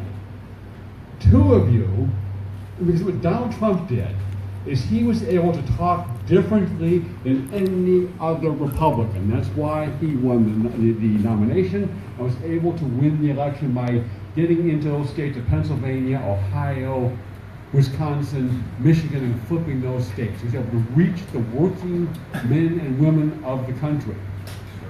How can you guys change differently and talk differently so you're not talking to the Republican Assembly, but you're talking to the truck driver, you're talking to the guy that works as a mechanic, or that may not have ever voted Republican before, but those are the people you're going to need to flip to be successful. So how would you try to talk differently to them? That's a good question. Than to an audience at the Republican Assembly? Thank you. That's a great question because it's valid, it's on the ground, it's real, right? Because I'm going to leave here today and I'm going to go knock doors in the no party preference world. Those people that may be Republicans, may be Democrats, but they haven't. And that's what I'm going to do. And that's what I did the last time, and I knocked on those doors. So what do we say to them? Well, first of all, I'm not going to run away from Trump. I'm not. Because I believe, I'm not going to run away from that. Because I believe there's a large party out there, but I am going to try to articulate. See, here's the thing. The real thing is what are the values that what are the values of the 41st Congressional District? What are they? They're middle America. They're small business. There are people trying to make it every day. They're getting overtaxed. And I think there are some things. I think people will understand, hey, you're not, people that don't represent you or your values are taxing you to death. And the gas tax is a real way to talk about that. That will open doors. I think that will open doors. And when we start talking about that, we're going to talk about other issues that really mean something to them. How do we get more business here? Mark Takano, can I ask you something really quick? has been a failure. So and tell here's me, one of his failures. I can tell you one issue I'm not hearing about from any of these candidates. You want to know what it is? Illegal immigration. The Inland Empire. We talked about Guess that. how much is coming from the 41st? Not from these three, in a significant way. Infrastructure, for other things. That's the thing that Anybody Trump know? was able to double down on. If you said He zero, talked you'd be to absolutely black right. communities, especially.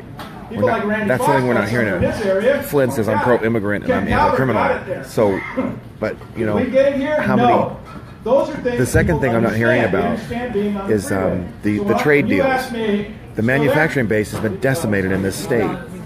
And no one talks about that. They talk about small business owners, but what about working? And you mentioned them. That's what you just talked about. Yes. I'm not hearing that. I'm not hearing about manufacturing, bringing that back.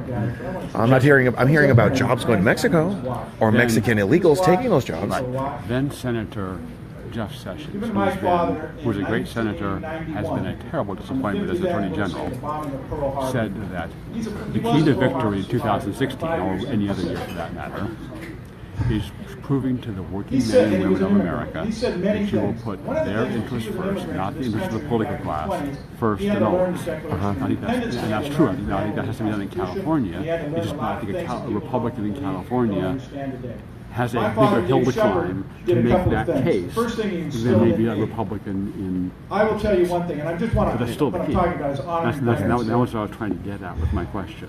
Not to play to it. Not To reach out to working America to let them know that your hurts are on my mind. One of the reasons I am So it's trying not to serve not now, about because conservatism. we want to serve our veterans and those that have passed. I am going to look out for your interests. That we have to and create a we're going country to solve your and problems. live a life that that has is to be the future of deserving the Republican of Party. their sacrifice is and this their time. working So when I look class, down at my watch working man list, and oh, woman man. conservatism. Yeah. Am I making Dad proud? Blue collar conservatism. That looks out for I them hope so. and will solve And those are their the type of problems. things we're going to talk about. But let's get down to real world, talk about the taxes, talk about what is real in their pocket every day. I hope that helps.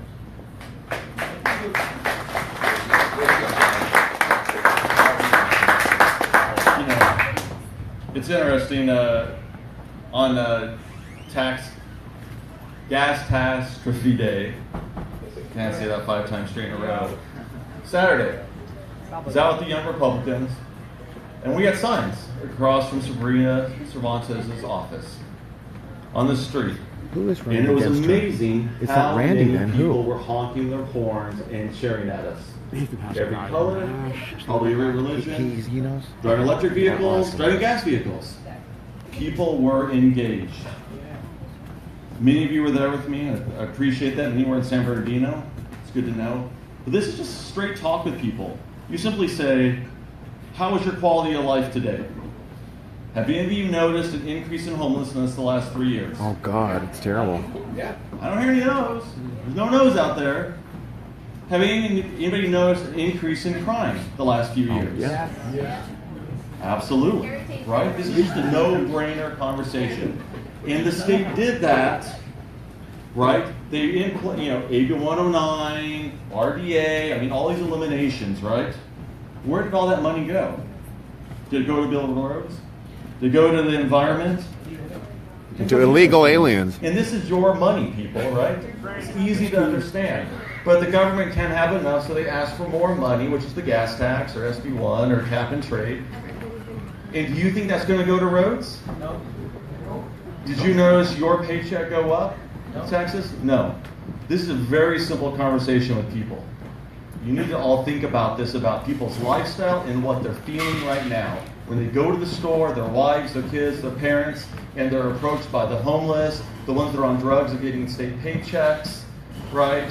The Prop 64 crap is being thrown down our throats because it was approved, the AB 109, the Prop 47, all of this decriminalization that's happening, even the AIDS issue, right? Oh, We're now God. trying to give somebody AIDS deliberately.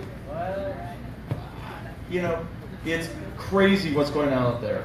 And when you see our UCR Republicans, I meet this group, and there's only one or two Caucasians, and there's all these religions and nationalities a part of this, and they're waking up all these different people and crowds of what's going on. This is an easy conversation we all can have. It's kind of a no-brainer. Doesn't need to be, oh, we're conservative or gun or everything else. You're absolutely right, Greg. Where's their pain? Just like Donald Trump, people are fighting to survive, and they're all working hard, both in the households, and they're fighting every day and to deal with what? Unsafe neighborhoods because of the crime, the homelessness, and more tax. And where's our tax money already going? They're out of touch, guys. The Democrats are way out of touch. Their popularity is way down right now. This is the best time to strike in California. We know it. We heard Steve Bannon at the convention. This is the time. Straight talk.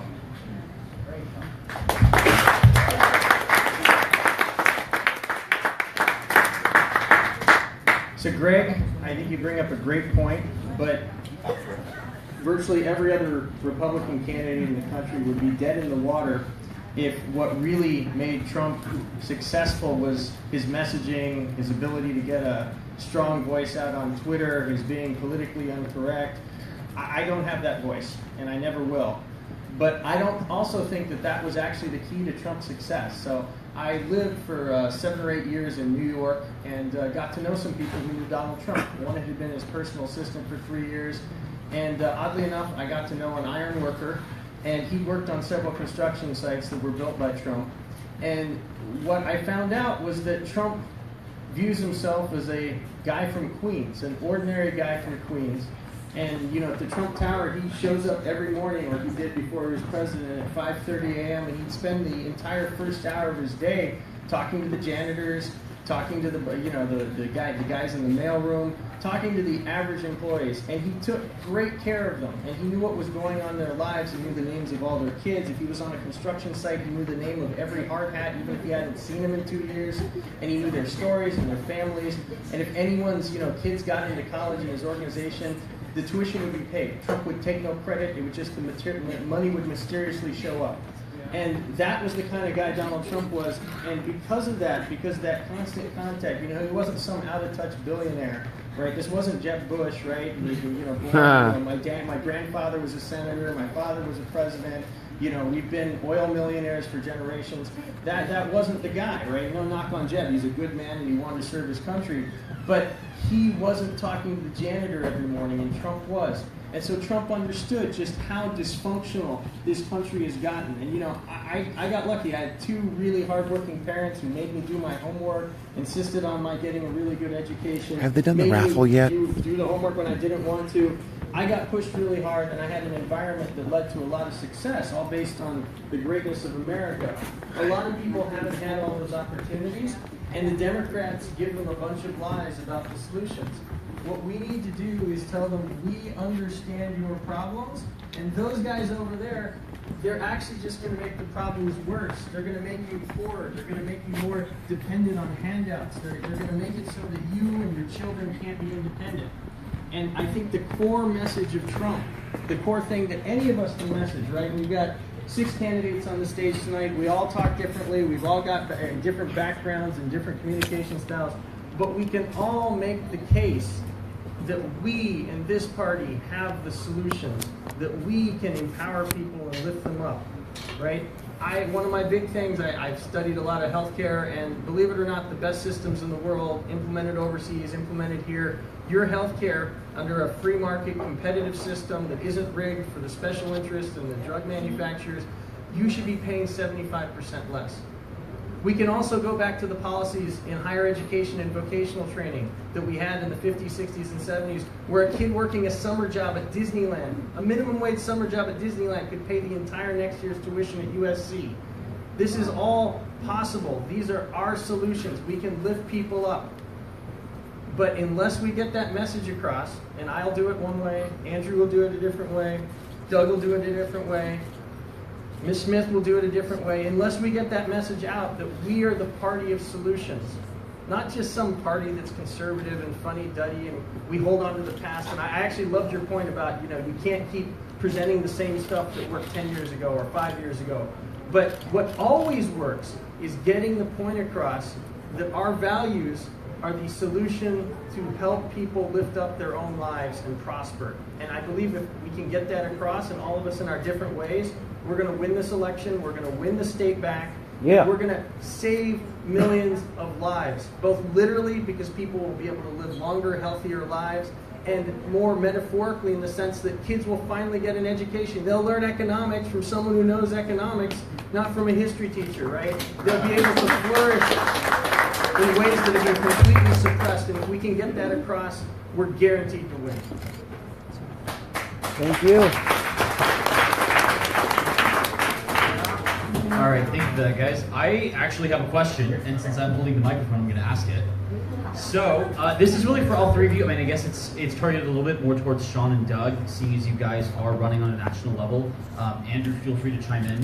What is your number one issue? Obviously, there's a lot of issues, everything from healthcare to tax reform to immigration.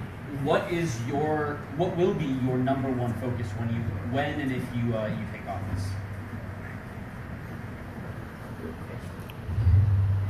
Illegal immigration. My whole reason for running is to replace a poor representative and everything that entails. So my number one goal is to replace somebody that is out of touch, in big business, big union pocket, and just doesn't care about their constituencies. So my number one issue is to replace that. Now, what does that also mean? It also means somebody that will support our president's agenda, and all of that means. If you want one particular issue, if you want to call it an issue, it is the well-being of the people in the 41st. So, if I'm your federal representative to the federal government, I will do everything I can to make sure that what the federal government has to offer, and if that means bringing home the bacon, pardon me, that Mark Takano's not bringing home, if it means fighting for March Air Force Base, that's what it means. If it means making sure that I support tax breaks that will help the small business guy, Bud's Tires in Riverside, Romano's here, making sure that there's no federal minimum wage that goes to 15% or higher than the state. Those are the things. I'm sorry if I can't give you one issue. It's been outlined here what the issues are. But the real issue is to replace a representative in the 41st district that doesn't have your values and doesn't have your back. And what I want to do is make sure that I am that guy. Now, I think I'm sounding a little angry. Well, gosh darn it, I kind of am. The whole reason I ran was because of this guy. So, you want an issue? Replace Mark DeConnell.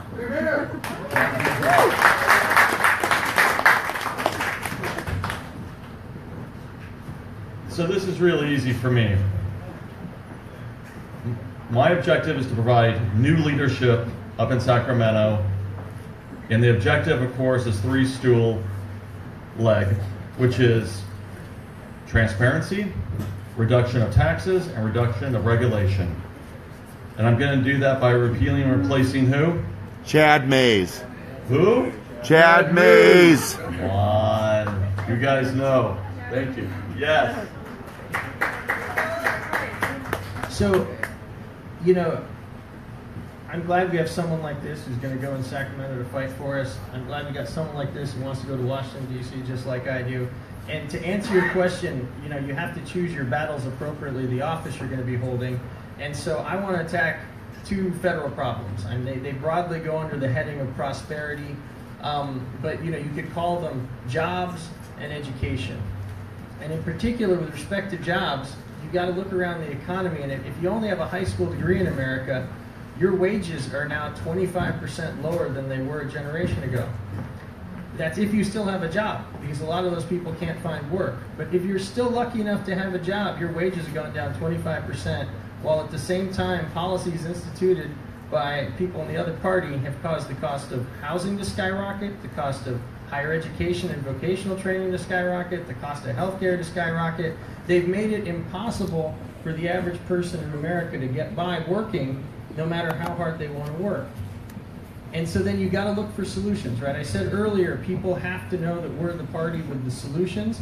And so, believe it or not, the key to prosperity and jobs for people is actually fixing our completely goofy and uniquely messed up healthcare system. And I could talk for hours about this, but let me just tell you what's at stake here in a simple way. General Motors estimates that if they take all their healthcare costs they pay the workers every year, all the benefits, and you divide it out among the number of vehicles, they're spending $2,500 per vehicle on healthcare benefits for their workers. That's where all the middle class wage growth is gone. For the last 50 years, we've had a healthcare system where insurance premiums went up 9% a year. And so every year, Doug has to make this decision about whether he's going to give his workers a raise or whether he's going to suck it up and pay the 9% health, because there isn't money for both, right? And so we've had 40 years now where people aren't getting raises because behind the scenes, the cost of their health care has gone through the roof. You fix healthcare, you get it down where it should be, 75% cheaper. And by the way, you can do that while covering all the pre-existing conditions. You can do that while covering everyone. You can do that while making sure our veterans can get the highest and best quality healthcare. And it would still be 75% cheaper if you got rid of all the special interest rigging. You would get all those manufacturing jobs back, because if General Motors could cut that from $2,500 a vehicle down to say $800, you would hear this giant sucking sound of jobs coming back into the manufacturing Can I be industry. next? Would you be able to hire more people and pay them better if the health insurance premiums for everyone you know went down 75%?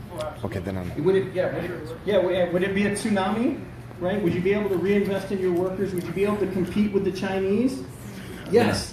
Healthcare is killing us. So that would be one thing. And then the other thing, right? You need people who are alive now, my age, to be able to get good jobs, to be able to, raise a family. But you also want to make sure that their kids have as much opportunity as possible. And that's impossible right now when we got dumb things like in economics has to be taught by a history teacher. We need to return control of our schools to our local communities. Public funding is great, but there should also be public control. Not control from Washington, but control at the school board level, control at the PTA level. And we need to be able to fire a bad teacher when there's a bad teacher.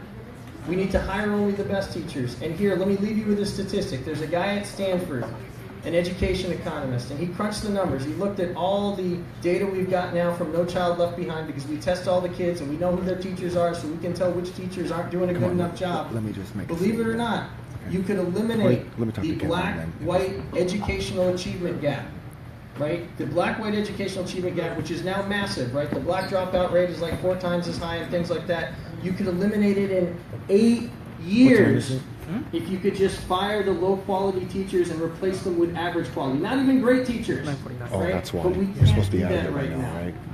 Anyone who gets past about 18 Okay, months okay. gets their tenure and their job for life, right? And whether they're a great teacher or Yeah. a mediocre teacher or Okay. someone who's totally checked out, they get the same pay raise year after year after year. We have a system that rewards mediocrity, and it's hurting our children, right? And I wish I had a stronger word than hurting, but it is decimating, slaughtering our children. If you want to know why so many teenagers end up in gangs and why I have so many homeless problems, a lot of it is we ruined our educational system and young people wanted to work hard, couldn't get it anymore. So it's going to be jobs through healthcare and lowering the healthcare costs and returning I know, control of our you have till education 10, system I believe. back down to It's the almost bottom. 10. Yeah. I get it. All right. That's fine. All right, thank you guys. And at this point, I think Kevin's going to come up. There's going to be the rest of the candidates joining us on the stage. Kevin? Or should I be the entertainer for now? Let me get Kevin. I'll be back. You guys. Okay. Okay, there's about 4. There's a couple of you've been sticking around. The one issue that they should be hitting is illegal immigration, and they didn't talk about it. And all of the other issues they've talked about are so heavily and negatively impacted because of that issue. Well, everyone, please give a big round of applause to these men and women who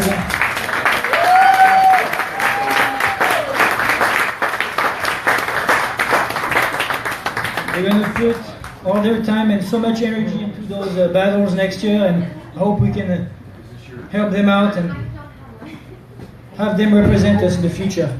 Well, before getting to our raffle, I would like to know if anyone has an announcement to make. Please, Matthew, pass along the mic. Okay. Really quick. Okay, I think that the biggest issue, I think from the last 3, and I didn't get to hear the other 3, no, the biggest issue is illegal immigration. Yes. Okay, that's the issue. Why our schools are overburdened? Illegals. Why people can't find good jobs? Illegals. And the reticence from all of you, to an extent, except for you, Mr. Hernandez, honestly, because I've heard you speak out. That was the first thing you talked about. And I think that's what made Donald Trump stand out. It was the illegal immigration issue. And we've had a lot of the Republicans at the top saying, we can't talk about that. It's too controversial, or it's too anti-PC. I want to remind you, this is still a statistic that isn't getting the attention it deserves. Trump did better than Romney did in Inglewood, Oakland, and Compton. Now, why do you think that is? These are large black communities that have been decimated by illegal immigration. That should be an issue you lead on, and I'm not hearing that, except from Mr. Hernandez here running in a statewide race. You need to make that up front. Do not believe the lies of the media that say you can't talk about that, you'll turn off Hispanic voters. 30%. You got a Latino for Trump right here from West LA, and others over here too, who are extremely upset. And if you're in a, okay, so, tough love. If you can't, in a Republican Assembly meeting, speak out against illegal immigration, then maybe you shouldn't run at all. Okay, so that's like some tough love right there. It should be a leading issue. It would take care of all these others. That's what I had to say.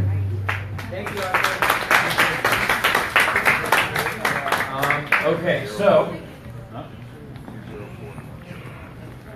all right, so we're gonna have. Can everybody hear me? Is this? Yes. Okay. Good. Okay. We're gonna have 2, 3 more. We'll go with Greg first, and then we'll get to you, sir, and then Nathan. Did you have something? Okay. So.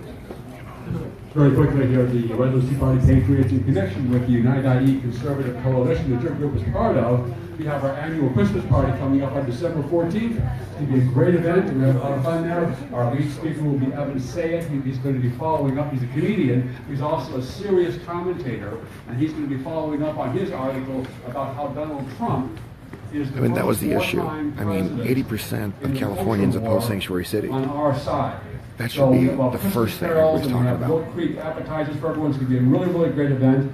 And Carolyn here has tickets. $20 through December 1st. That includes a drink and your food and entertainment. So we commend that to everyone. If you've ever been there before, you'll know that it's a great time. If you haven't been there before, as Humphrey Bogart said, you don't show up, you'll regret it. Yep. Maybe not today, maybe not tomorrow, but soon, and for the rest of your life. Are you serious? Everything. So, just a comment about the illegal immigration piece, because I think this is a very important issue that we're dealing with right now. So, as you know, I'm on City Council in San Antonio. I've been there for 7 years. We have a lot of Latino population, a part of our community. I asked for our mayor first to adopt a resolution against DACA. Refused. Oh, Just this wow. last Tuesday, Okay. in the public session, I asked again for a declaration from our city Wow. to declare that we are not a sanctuary city. Good. Despite what the state is doing. Good. So we are fighting this. I'm Okay. definitely fighting this on the front. Okay. And this is something we all need to do. Good. And we need to push cities to do. Yep. Push back. We have Republican elected in these cities, especially around Riverside County and San Bernardino County. They need to be making a voice. So same thing with our school districts, right? We have our Republicans elected on our school boards, on our water boards, on our county, and in our cities. We have to press them and hold them accountable to stand up against this and make a voice and declare that they are not a sanctuary city, county, or district. Yes. Please. Thank you. That deserves an applause. That's what we need. Especially the DACA thing. Good. Do we have any further announcement? Yeah, we got more announcements. My name's Nathan Miller. I'm the vice chair for the Riverside County Republican Party. I want to let everybody know we have our monthly meeting. You tried. You tried. Feedback. Our monthly meeting on Thursday, next Thursday, the 16th. You are all invited. It's free and all Republicans are welcome. We are going to be featuring our candidate night as well. So some of the folks that are here tonight, you'll probably get a chance to hear from again. But we'll have a lot of other folks that you probably haven't had a chance to hear from in the second, there's fourth, a vocal and fifth reticence. They don't want to touch this districts. issue because they've been told. The 36th and the 41st congressional districts, so the folks that are running against Raul Ruiz. You might be able to hear. I hope you can hear him somewhat from the background, but I really have to touch on this. You know, they're getting so much bad advice. They're getting so much bad information from party leaders in the state. You know, Chairman Jim Brulti had said to me, we have to say things in a nice way. We don't want to say things in a way that's off-putting. No, that's wrong. I spoke to a black mother 2 weeks ago. I was renting my car, and this black lady, she was returning a car she had rented, and she told me how her son was killed in the streets in Wilmington or in Harbor City.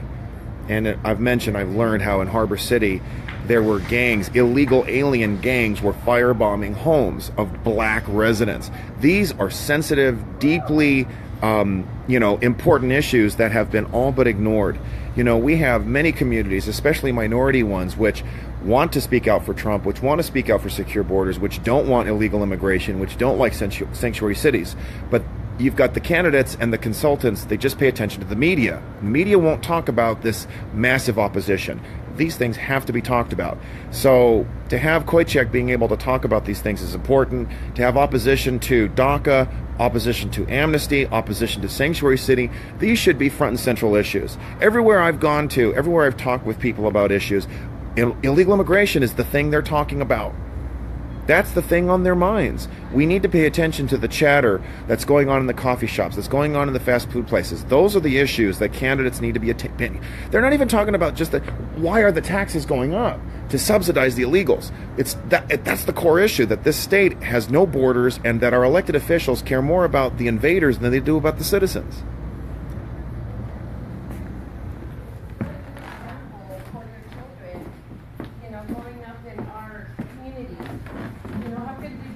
Protect their rights as children and women when we have liberals who are threatening to sue us if we even look at them with a crooked eye.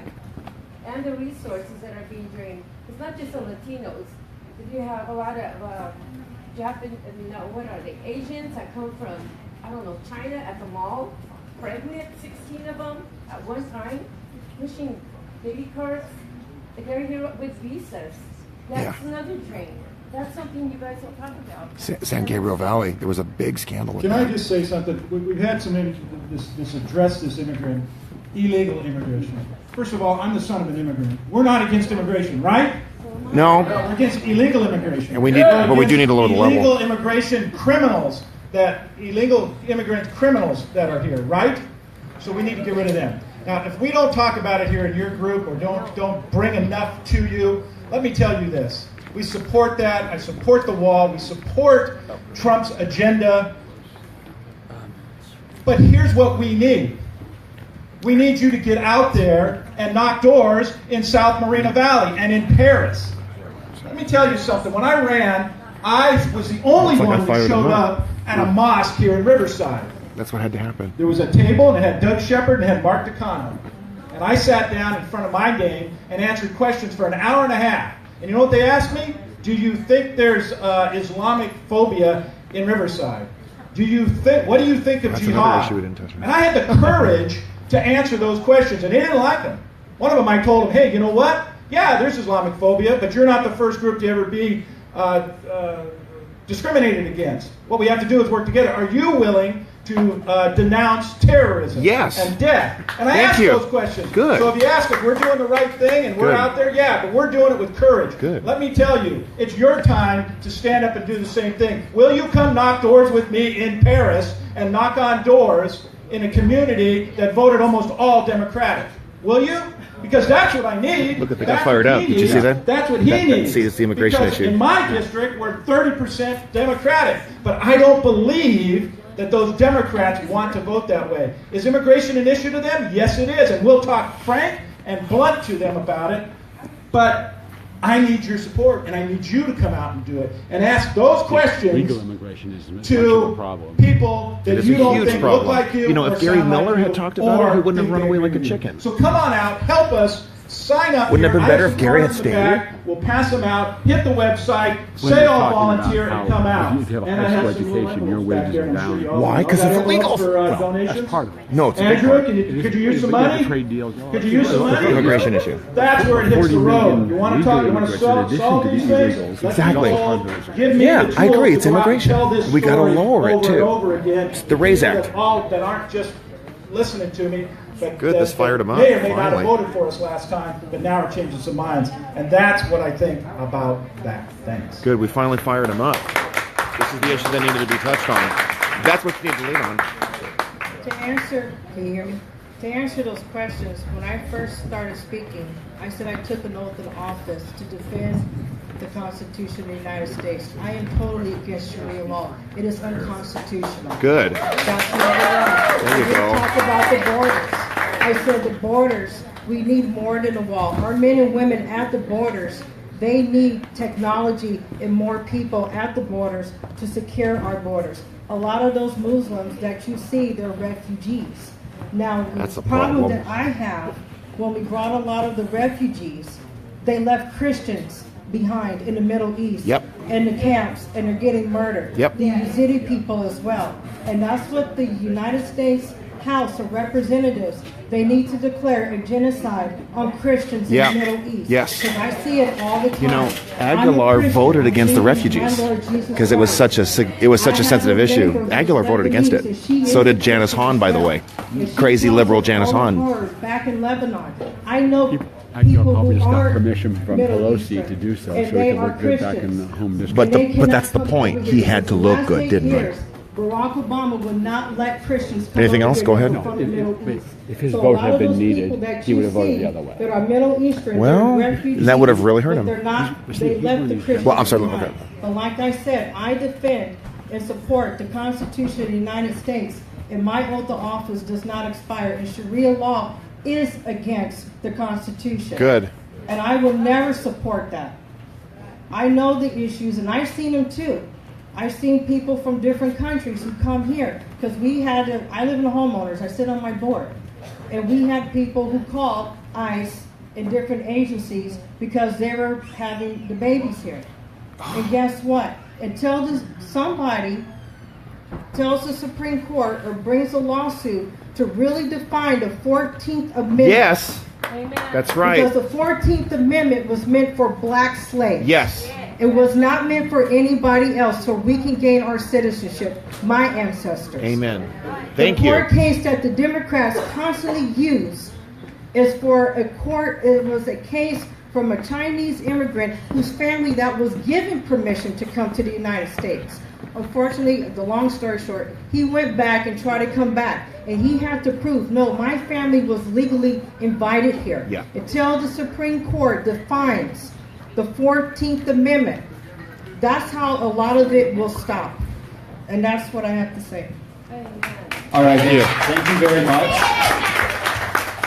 There you Well, go. and just one last thing. I'm so sorry. Because I we're hate gonna wrap it up. I hate to be killjoy, but we do have to move on. We have a time deadline, so we're going to have 2 more announcements, and then we're going to move on to our raffle. I hate to be killjoy. You guys can talk to the candidates afterwards. I greatly encourage you to do so, but we do have to keep the agenda moving. So we're going to move on. We're going to have 2 announcements, and then we're going to move on to our raffle. That's much better. I'm Bob Pell. I'm a vice president of the CRA. And you guys, the RRA is actually incredible. You guys did a great job here. Okay. The child is a relative of one of the candidates, so it's okay. Previous, He's allowed to be there. RRA meeting, I met Ruth Weiss from the Election Integrity Project. She's speaking this Friday in Temecula. So if you want a flyer, I have a few over there. So you can come down to Temecula and see her again if you haven't seen her before. It's great. Thank you.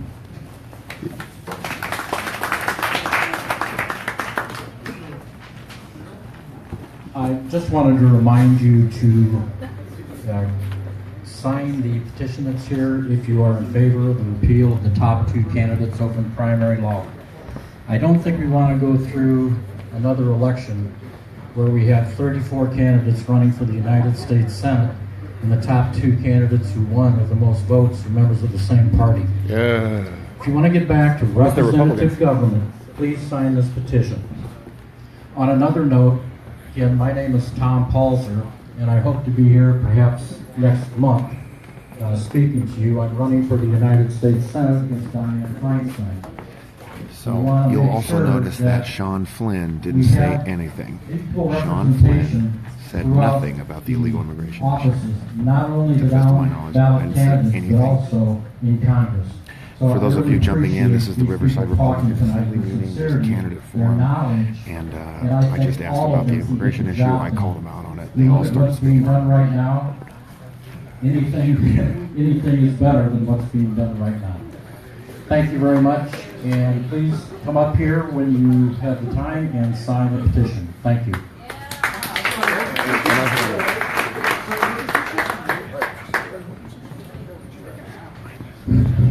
Well, thank you everyone for showing up tonight. But let me tell you one thing, the biggest challenges are going to be in 2018. Now let's move on to our raffle. Okay.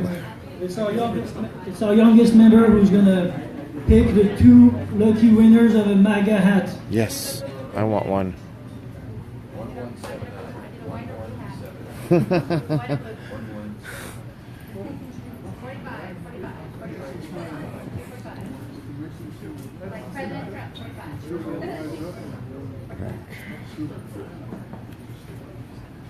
Me.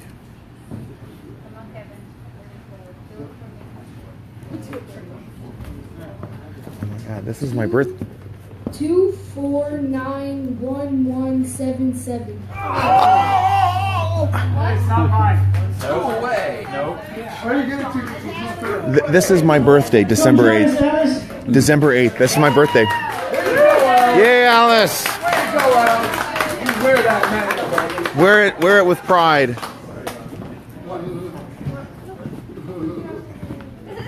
one is 2491176. Oh, let's shake him up a little bit here. 2491117. Oh, here she comes. There she is. Yay! All right.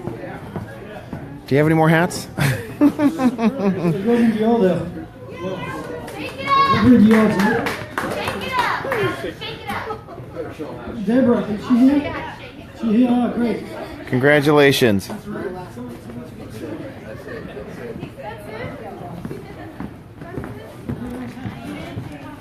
There you go. Wear that hat with pride. Yeah!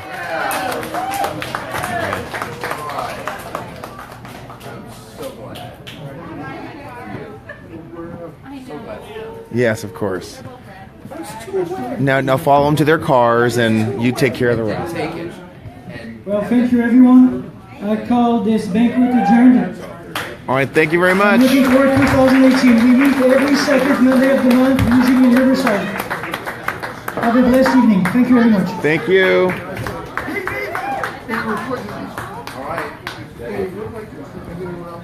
Well said. I know. Thank you for saying It fired them up.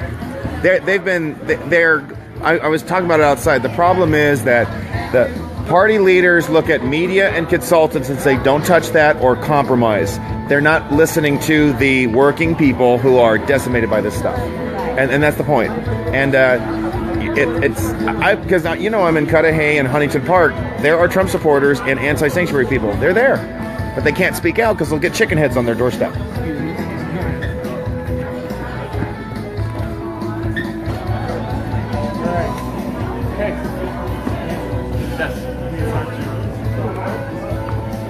And like,